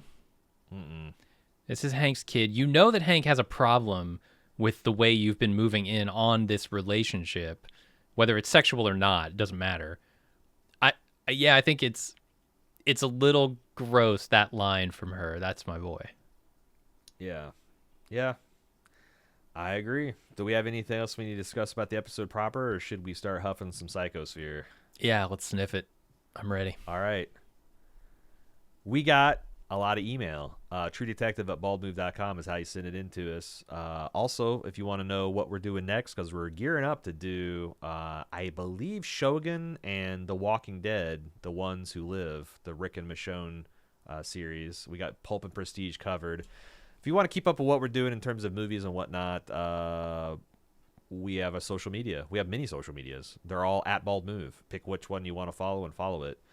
And then finally, if you'd like to support us, they get ad-free feeds. If you'd like to get access to the fabulous instant takes that we won't be doing this weekend. We will not be doing it this weekend. But for the finale, definitely want to get in on that. We could use your support. Support.baldmove.com. You give us money, we give you more podcasts and ad-free feeds. Win-win. All right, up first, the truedetective@baldmove.com hotline. Harris. My only hesitation at this point is halfway point in the show. The killer is the guy you most medium suspect, not the person you most suspect. Hank is definitely the guy I most suspect. First, He's a creep. Again, that's almost an exoneration at this point, but he's such a creep. The big clue of episode 3 was the blue hair dye. It was actually the blue paint from the room Hank is painting for his Russian bride. Plus, this episode, Peter brings the skates to the rink that has blue paint on it. It seems to exactly match the paint on the picture. This paint definitely comes from Hank. Plus, if you go back to the episode 1, that same paint is all over Hank's clothes and hands. We know Hank is connecting to the mine women. We know there's a motive for them to have killed Annie in their protests. Hank also got to Salal Station first and is evasive when Danvers asks why he got there first. The only exoneration for Hank is the halfway point the guy all signs are pointing out can't actually be the killer. I will want to point out that almost all of your evidence is neatly explained by the guy painting his wife or his fiance's room blue. He got blue paint on his hands and blue paint on the skates. I mean, if you want to say he got blue paint on Annie's hair 6 years ago, okay. But Navarro doesn't seem to think so. Navarro seems to think that the hair dye lady did it. Well, blue paint on the photo. How recent is that blue paint? Is that blue paint from back in the day when she was having her hair dyed? I mean, why would the photo be there, I guess? But or is it from Hank rifling through these files to make sure there's nothing in there that connects him or something before he hands them over to Liz, and that's why he's dragging his feet? It looked like ink, not paint to me. It looked like, like dye, like the kind of dye you would get if you showed a picture to your hairdresser and her hands were covered in dye, Sure. But I understand. I want to bring it back to someone that here's who I keep coming back to. You watch True Detective, you meet the killer riding a lawnmower in the 3rd episode. And he will not come back into the story until the final one. Mm-hmm. Who do you think the person most resembling this is? Kavik. Incidental contact? Kavik. Yeah. Kavik? You think Kavik has been this one guy who had this one scene and we never saw him again? Yeah. My mind is you're on the cat because we do have some we got some Kavik feedback. Kavik is medium suspected. It would be real heartbreaking if that were the case. It sure would. I mean, Rose, she's like the most incidental character I can think of, but she's been in it a few times. I'm going to go with the woman who matches the handprint on the men's boots that were missing fingers. That was just this mousy character in the background that was kind of the focus of an investigation, but then this other thing happened, and I think it goes like she's somehow connected. I don't know that she's a bad person, but she is somehow connected to this Annie situation, to the disappearance of the men. That's the person that I am medium suspecting right now. All right. Let's go to Sean from Cincinnati. Local boy. Says, totally agree on the obviousness of a common Arctic star-shaped tool, but what if it's a common, quotes, tool, but not really obvious to most folks? I took to looking into it and found that there are various shapes and gauges of leather punch tools. And he includes a photo here of some star-shaped leather punches of various sizes. Says, wouldn't seem totally unusual for some leathercraft to be present in Ennis. I keep coming back to but if this was a common thing in the trade, people would know about it. Maybe there's just one person that does. But that's what I'm saying. If it's someone from Ennis, I can't believe no one knows. Oh yeah, it's Bob. He does all the star-shaped assless chaps down. It's like he's famous for his star-punched assless chaps, or he's famous for his moccasins that got the stars punched out of it. Somebody would know. It's too small of a town for someone to be using, anything like that. But that I will say that if I was to describe the wound one of these tools would make, it would be star-shaped. It looks like it's designed to punch out star-shaped things out of organic tissue. Because it is. Yeah, exactly that. Mm-hmm. Sarah P. says, one thing I haven't heard speculated among much is the star-shaped weapon used on Annie K, and maybe that's because, as you'll see, it isn't much help narrowing down suspects. But for the sake of internet points, the star-shaped wounds could come from a Torx screwdriver, bit, or wrench. The larger ones can go up to T100 at 22 millimeters wide. And here's the kicker. They can be used on heavy machinery, vehicles, and electronics, which doesn't eliminate anyone in this challenging environment. If they ever get to this specific investigation, some star bits are hauled out as a security feature, which might narrow it down to Solal Station, but just could easily be tied to proprietary mining equipment. Okay, but this next one, check this out. The alternative is a much wilder pull, in that some mosasauruses were known to have star-shaped teeth. Perhaps you stumbled into it. Yep. I'll get there here in a minute. Okay. We'll do it. Mosasaurus are like a form of aquatic dinosaur. I would call them the plesiosaurs, but they're short neck, and they could get massive, 50 feet. 50 feet or longer. I see where you're going with this. Yep. Perhaps we stumbled in cross-platform promotion for the upcoming Netflix series around Jurassic Park called Chaos Theory. But maybe that got kicked off when the sloth scientist coring down the ice shelf from the Cretaceous period unwittingly woke a female Mosasaurus. She's awake, who then killed Annie K when she attempted to green piece the beast back into the sea. I don't know how serious she was, because I'm like, star-shaped teeth, get the fuck out of here. But I did a little search, and apparently, recently, Moroccan and North African species of ancient mosasaur has been discovered as star-shaped teeth. They've been described as looking like a Phillips head screwdriver with like an extra fin on it. These teeth, and they can be like an inch or two long with these 50-foot mosasaurs. I could see a weapon with that could punch. And could you misinterpret a because I saw some skeletons of them, and I looked at side by side with a whale, and you could easily mistake a Mosasaurus skeleton for a whale skeleton, I would think. Yeah, that was the interesting part of this. I think both of these theories become more plausible this episode with what we found out about Otis Heiss and him being what the I'm sorry, was it Tagak who was the former like engineer? Yep. At the station, equipment engineer. Yep. He would probably have a lot of Torx head screwdriver stuff sitting around. Yeah. And you start stabbing somebody, there might be some Torx head shaped wounds. So that's a little tidbit. And then on the other side here with the teeth, I think there's. I mean, saying, hey, those are whale bones. I'm super curious because this guy seemed very confident. And yeah.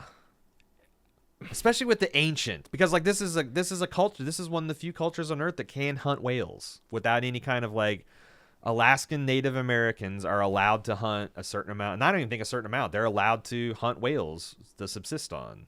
So like this is a culture we saw with their burial sites that they're like the whale. This, with the seal and the polar bear and the walrus and everything else, this is a big part of their culture. So, like, for him to be like, oh, those are whale bones, probably prehistoric. That prehistoric has got to mean something.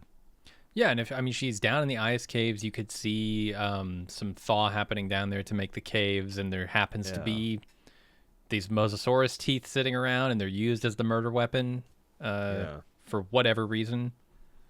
I know there's some, like... like there's some Native American, especially like in Central America, I'm thinking like the Incans and Aztec would make these war clubs that were these kind of like flat paddles, and they embed sharp flint and stone to make like these cutting surfaces, but they'd also embed animal teeth. Yeah. So it's like, now this is Central America is pretty far fucking away from the Inuit and Inupiat cultures of Alaska and Canada. Mm-hmm. But could you make a primitive dagger out of one of these star-shaped teeth? Like, I don't Sure. Yeah. I don't know how they'll discover that. The scientists will call them back up and say, actually, I was wrong about the whale thing. It's a mosasaur. Right as they're going to the ice cave, they'll get a call as the cell phone receptions. I was wrong, Liz. It's not a whalebone. It's a mosasaur. It's a mosasaur tooth. She's awake. You gotta get out. You gotta get out. She's yeah. I can see it. Yeah. All right, let's move on to Gnarls. He says, I was thinking about the interview with Finn Bennett where he claims to pay attention to the oranges. Because of this, more discussion of the incident on the tundra with Navarro and her throwing of the orange is warranted. Earlier in the season, in this very episode, the issue of Navarro's Inupiaq name is brought into question. This issue of what it means is to be a part of indigenous culture in Ennis affects other characters as well, Leah and Annie K. So anyways, back to the oranges, it is well documented that scurvy has been endemic for outsiders living in Arctic regions due to short supply of vitamin C dietarily. Indigenous communities avoid scurvy by outcome of their diet, fresh meat and fish, plants and berries. This is the reason why Hank's hillbillies have a bunch of oranges. When Navarro tosses the orange into the tundra and the tundra returns the orange to her, I believe this is related to her relationship with her own culture. In many ways, Navarro is an outsider, despite also being a member of the community. Does the Tundra, Sedna, whoever is awake, know that she cannot remember her Inupiaq name? Could a reconnection to her culture be the key to solving the Annie K and Salal cases? So I thought this email pairs well with another one sent by Jessica S. I just want to go ahead and reading. She says, I had an idea about the orange imagery because it can also symbolize forced assimilation. Orange Shirt Day is specific to Canada and honors Indigenous children sent to residential schools. As an aside, I looked into this on Wikipedia, and it explains that the National Day for Truth or Reconciliation, originally and still colloquially known as Orange Shirt Day, is a Canadian holiday to recognize the legacy of Canadian Indian residential school systems. The use of orange shirt as a symbol was inspired by the accounts of Phyllis Jack Webstad, whose personal clothing, including a brand new orange shirt, was taken from her during her first day of residential schooling and never returned.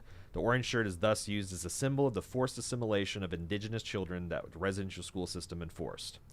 Back to Jessica's email. She says, I'd guess that oranges are very expensive to import thus far north and thus hard to come by. I'd then go as far as to say, make the assumption that oranges were not something native cultures even knew about in northern Alaska until the white people started colonizing. The frivolousness and ignorance of these white hunters is exemplified by their purchases of these oranges in a careless way which are cared for them. Evangeline is literally throwing a symbol of forced assimilation away from her, and it comes rolling right back. I think we're on to something. I think that it still works in the Godfather sense, but like if you're Issa Lopez and you're researching, because this isn't her culture. Issa Lopez is, I think passionate about the Indigenous women thing, and she's curious about it, and she wants to tell a story, but she's not telling a story about her culture. I think if she's doing a research and she sees about Orange Shirt Day, and she can take a Western motif of death and roll that into that, that's pretty fucking tasty. Yeah, I think the other thing that this orange stuff is doing is it's saying Evangeline is trying to reject that spiritual calling she's getting, but it's pointless. She can't reject it. It's just like her sister did, right? Mm-hmm. Mm-hmm. And it's the same. It's her polar bear. It's what the polar bear is to Liz, the orange is to seemingly both of the sisters. I think it's interesting too, the whole like the scurvy aspect of like the because I hear that the natives in Alaska, I could be wrong, but this is what I've come to understood. Not only do they get most of their vitamin C through eating animals, but they like cook a lot of things that like we throw out, like the liver. The liver is very rich in vitamins and minerals, as something that they incorporate into their diet more so than like we consider it as like awful. Like that's the stuff of the animal you throw away, like the brains, the tongue, the organs. That's that organy meat that like only poor people eat, right? I think there's something to all that, and it's like the orange is a symbol of the outsider that she's trying to reject. It's also the symbol of forced colonization and assimilation. There's got to be something to some of these theories, I think. Yeah, makes some sense. All right, Cassie B writes in, I think that when Danvers is on her phone and she says she's on Tinder or doing fantasy football, I think she's actually the fake Russian bride and is effing with Hank. I don't think those details were called out to further define Danvers' personality.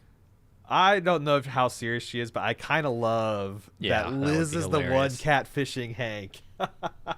You're going to keep my department's records, Dick? Well, I'm going to invent a Russian bride for you to fall on like a sword. Yep. Then number 2, Danvers has been pretending to hate Navarro to protect her from Hank. Hank knows what really went down with the Wheeler case and is holding that over Danvers' head, which is also why she can't properly discipline him. Danvers sent Navarro to the troopers so that Hank would not be able to mess with her and is pretending to hate her so that Hank doesn't go after Navarro to mess with Danvers. Navarro does not know that Hank knows and thinks Danvers actually hates her. That's plausible that like she's shielding her from, but I don't know, because the other thing I don't like about this is that Hank, I think, is the original police chief. And then Danvers got kicked out of there and kind of took over. So like, how would he not know that they developed a really? That's. But I like it in theory. I just don't know if it's going to work out in practice. Rachel from West Virginia says, I found myself enthralled this season of True Detective. I'm loving the mystery of the scientist and Annie K. I couldn't help but notice some similarities between the death of the scientist and an old Soviet cold case from the February of the 1959, the Dyatlov Pass. I want to say Pass. Dyatlov Pass incident. The particular cause involved 9 student trekkers from a polytechnical institute that went missing during a hike. They were later found outside their tent, some without any clothes on, and all with various injuries, including missing eyeballs, fractured skulls, and missing tongue. It's a mystery for years. Why did they run out of their tent without clothes or shoes in sub-zero temps? Many theories abounded, military involved, the infrasound waves, animal attack, avalanche. At the time, it was concluded that a compelling natural force drove them outside their tent. Recent interest in the case led to new investigations and has come to the conclusion that an avalanche caused them to run out of their tent, and animals were the cause of the injuries to their bodies. I guess Team Rational for the win. Either way, it's an interesting subject if you wish to delve into it more. We talked about this in the preview podcast. Like, this is one of the main things that inspired this story. And I keep getting like 4 to 6 emails each week, so I want to talk about it again. I don't think there's anything more to it than like this is the real life inspiration for, you know, this event. I will say that, like, I didn't read the avalanche theory. The theory that I read is that, like, essentially a carbon dioxide poisoning from their poorly maintained cooking gear got them all, like, you know, asphyxiating themselves, and then that plus the cold caused paradoxical undressing, and then they died of exposure, and then animals preyed on their dead bodies. But regardless, you know, I don't think that, it's just my opinion that sifting through that case is not going to give us the real answer to the killers here. You know, these are just something that inspired her to write this story. You know, that's just my 2 cents on it. I could be wrong, but that's one of the reasons I have kind of been skipping these, because we already talked about it in a preview podcast, and there's been nothing that I've seen thus far that connects the two other than the obvious inspiration there. Your thoughts, Jim? Ferris Bueller drove them all insane, so they ran out into the snow and died. Boom. Solved. All right, Derek from New Jersey.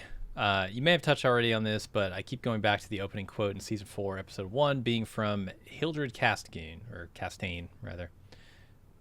She was an unreliable narrator, and therefore I believe the investigators are all unreliable as well, especially Navarro, due to the water/ancient bacteria theory. Thanks. Hope you boys are drinking Lone Stars and none of that fancy shit. Yeah, I've gone full circle. In my early 30s, I was a big fan of the hops and the sours and the cloudies, and now that I'm an ancient 40-year-old, I've gone back to just I like Pabst Blue Ribbon and Miller High Life, and that's it. I can't drink a 200 IBU beer anymore, man. It's just not happening. I'm like Liz with beers. I rarely drink beer. Yeah. So I looked into, we talked about this before when the name got dropped, but like this Repair of Reputations is a short story published by Chambers in his collection The King in Yellow that he wrote in 1895. It's an example of his horror fiction, and it's one of the ones that contains The King in Yellow, which is why we're all at Twitter about it. The story's set in New York City in the year 1920, 25 years after the story's publication. So it's a sci-fi novel of its day. It's told from the view of Hildred Castaigne, a man whose personality changes drastically following a head injury sustained by falling from his horse. He's subsequently committed to the asylum for the treatment of insanity by Dr. Archer. Due to his accident, Hildred is a prime example of an unreliable narrator. This is going to come back to just head trauma. Yeah. The concussions and the blows to the head, which Navarro, not for nothing, sustained even more severe ones to this episode. Mm-hmm. Like, I'm dead serious. I think that this is like almost a smoking gun. That this is the Did she get like drunk driving, car accident, head trauma? It's all drunk driving and head trauma. Yeah, I mean, I don't know. I guess if they examine her in the hospital next episode and say, "Oh yeah, you have a massive concussion, and you've probably had one for your entire life," I guess. Blue Sleeve says, after the second episode, I rewatched all of season 1 because I felt like I was missing a lot of the connective tissue Easter eggs. After this past week, I find myself starting to get a lot of Lost vibes. Beginning to feel like things will not really get answered and possibly not really connect with the exception of name drops and the same spiral imagery. My hopes, which is not likely to come to fruition, is that this season ends with a solid through line that kicks open the doors to a larger Tuttle conspiracy. Because after all, Russ did mention not getting all the bad guys in the season 1 finale. Do you think that all this connective Easter egg tissue is going to be red herrings, or will we actually get a tight, thorough line connecting season 1 and 4 to each other? Maybe this could even lay the groundwork for an end cap season 5, perhaps a team up. I think this pairs nicely with the next email from Alexander. Jim, would you like to read that? Sure. Alexander says, thinking a lot about season 1 and how we know without a doubt that Night Country was written and then retrofitted. I think it's pretty clear these are just nods to season 1. Maybe it's done to service theorycraft. But I think Issa had Rose have a deceased lover. She just slapped Cole on it. She probably had an arcane symbol, so she went with a spiral. There was likely going to be a crab factory, so why not Blue King Crab? Shady shell company behind stuff? Sure, Tuttle. Point being, it's not actually going to circle back, and I don't think trying to solve for that is worth the effort. It's a standalone story, and a heck of a good one. I think that's literally true. The only thing that makes me not suspect it is that it really does feel like a lot of the particulars of Liz and Evangeline are based on Marty and Russ. Okay. But even then, it's like supposedly Jodie Foster came in and reinvented the Liz character to be more closely, something that she could portray. So it's like, I don't even fucking know. But it seems like this makes a lot of sense what Alexander's saying, but like there are so many clear parallels between Marty and Russ and Liz and Evangeline, even down to their police encounters and how they're going about business, that like it almost makes me think that maybe this interview is a psyop and this was more tightly planned on season 1. But I literally like if I'm being team rational, I literally think what they're laying out here is the truth. That like there is going to be very cosmetic tie-ins to the season, but yeah, I'm starting to feel that for sure. I don't. Here's the other thing. I don't think it's a good idea to bust open a Tuttle door. I just don't. I don't know. I'm not looking for that out of True Detective, I guess, to kick open the door and suddenly tie all these seasons together from for the next 4 years. all the way up to Alaska. Yeah, and then do another few seasons to capitalize on the groundwork they laid here. That's just not what I want from this inherent anthology show. The nods are okay. Here's what I think we're gonna get is we're gonna get unsatisfying ending point for the spirit, the ghost stuff. They're not going to actually tell us whether these ghosts are real, whether these people are insane, whatever. What we are going to get is concrete answers for how these people were killed. Okay. The mystery has to be solved because that's one thing they do in season 1. They solve the mystery. Like we know this person what the Tuttles were up to. Yep. Yeah, we know how they were doing it, all of that stuff. We have to know how these people died. And if we don't know that by the end of the season, I think that's a failure of a murder mystery show. I agree. I do get the sneaking suspicion that this is going to feel much like Enemy, Lies Beneath, or what was it? What Lies Beneath, much like Issa Lopez's other work, Tigers Are Not Afraid. I think that like you could watch Tigers Not Afraid with a skeptical hat and be like, oh, these are children having some shared hallucination off of some trauma, and that what really happened was this or that. But I think Issa and the film itself has a point of view that no actually supernatural shit happened. I think that's true of this as well. Yeah. I think that's what's going to go down. That like you could be like, oh well, she hit her head and she's running low on vitamin C and she huffed a little bit too much psychosphere. And she's losing. Paying $20 for Oreos has driven her mad. Yeah, driving her. Yeah, the Alaskan-based inflation is just too much. But like, I think that I think that the show's POV is going to be something supernatural's happened. I think that's what it's shaping up to be. But I also want concrete answers about how these people died. I think we'll get that too. Yeah. Okay. So yeah. The next one, Mike from Brooklyn says, I want to talk a bit about a win for Team Irrational and a trope that truly grinds my gears. So far, I'm absolutely loving this season. The writing's been exceptional, acting incredible, but they're definitely putting their fingers on a scale for Team Irrational this week. Danvers acknowledged that Navarro saw a ghost or spirit. Danvers is now a trope called the Natheist, which is a really common trope in Christian media. To be a Natheist, a character must be loudly and aggressively and performatively professing their lack of faith, but actually deep down know that God exists and is just angry at God for taking away something from them, usually a loved one. Mm-hmm. As an atheist, I find this trope extremely condescending. I'm not an atheist because of something awful happened to me. In fact, I feel incredibly fortunate. I won't necessarily go as far as our friend Russ Cole, but we and the world are just an evolutionary phenomenon and not the result of anything magical. It's another clear signal that the show will be heading into the supernatural direction. While I object to this overused trope in general, it won't deter me from enjoying the otherwise fantastic season of television. Got a atheist with a bit of a chip on the old shoulder, it seems. I'm with you. This absolutely feels condescending when they do this. As somebody who I think comes by their atheism honestly, and it's weird because if you look at my past, you could say, well, this guy definitely has a chip on his shoulder. That's why he doesn't believe in God. The trouble with that is when I tell people I never believed in God. I was part of a cult that believed in a God so fervently that they eventually cast me out for not believing, and among other things, that for breaking their rules essentially. I never believed it. That's the thing. I just never felt like there was anything else there. So yeah, when you say, oh, these atheists, they protest too much, it's insulting. It's absolutely insulting. Yeah. However, I absolutely know of these natheists. Like they walk amongst us. Like it is like I'm sure they exist, like people that are butthurt by their experience of religion and people who are mad at God and like reject him because like I can't conceive of a heavenly Father actually behaving this way. That's different than someone who's just like, oh, I've looked at the evidence and it turns out this is all, fairy tale type stuff. So it's like I can't get too mad at it because I've known people that just like we talked about dry drunks.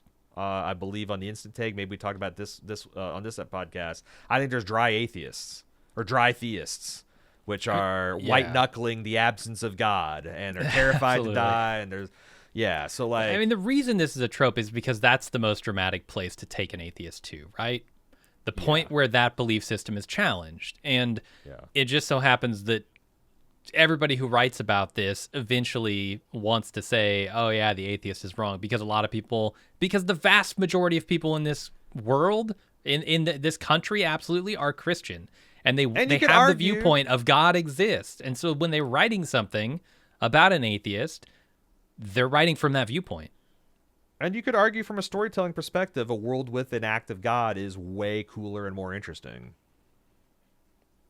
You could argue it. Sure. Yeah. Potentially. Yeah. For certain types of stories. So like I said, I don't begrudge it. Like, and I don't even see it as condescending because it's like I don't see myself in that It's like, like some people get like really fucking offended when women start talking about all men do this or that or the other. I never feel offended because like I fucking don't, Well, it's the frequency of it, right? Like far more times the atheist is written like this than just somebody who doesn't believe in God, and that's a thing. And it's not their defining characteristic, right? I mean, the way atheists are written about is much like the reasons people object to a lot of the writing around women in cinema too. Right. It's because it's an unfair categorization and it keeps happening over and over and over again. You know who's played a pretty well-written atheist? Jodie fucking Foster in the movie Contact. Man. Yeah. You want to see Scene? How about a movie written by an arch atheist? That holds to his book's ideals. How about a movie starring Jodie Foster on screen with Matthew McConaughey? There's your connection. Yep. Young Russ Cole, before he joined the police force, he was a traveling scientist preacher man. Yeah, pretty much. Some renown. All right, let's go to the last email here. Yeah. Gabe says, I wanted to write to see if anyone else picked up on another recurring one-eyed face. We've seen polar bears, stuffed animals, and people with missing eyes. However, this one went unnoticed by myself until my wife pointed it out last week when we were watching. I know this sounds crazy, but if you squint your eyes while looking at the Alaska police patch on the shoulder of Danvers or her team, the patch vaguely resembles a face with a missing eye. Is this another one that I put because I'm just getting an enormous volume of this from like week 2, and I keep on like, you guys are crazy. I'm not seeing it. 2 things. I got tired of like everyone writing it in, so I'm acknowledging it. And the other thing is I noticed for the first time that smiley face, it's the patch on the shoulder, has got a winking eye that looks like it's missing an eye. Mm-hmm. And I'm like, at this point, it's missing eyes all the way down. So you guys might be fucking right. This Alaskan police patch might look kind of like a skull with a missing eye. Is what I was most commonly. It's like a death's head with one eye missing. And all these people's burned out eyes are the left side, like Lund and Otis and the except for frozen Holden, who covers his corpsicle. right. That's the one exception. Yeah. In this whole fucking deal is Holden covering. And the woman at the wake or whatever it was for the baby, her right eye was. Oh, covered. it was on the wrong side too. Yeah. But there you go. There's your one-eyed theory rundown for the week. Mm-hmm. TrueDetective@baldmove.com is how you can tell us about the Atlev Pass and the one-eyed patches and anything else you want to talk about. TrueDetective@baldmove.com. Follow us on all social medias @baldmove. And again, if you're looking for ad-free feeds and extra features like the Instant Take, Instant Talk podcast, which again we're not doing this weekend, but we will be doing for the finale. You know you want in on that. You know we need your support. Support.baldmove.com to put a little something in the basket. That's it for this week. Can't wait to talk about this next penultimate episode on Tuesday, and it's regularly scheduled for the full podcast. Until then, I'm your host A.Ron. And I'm Jim. See ya.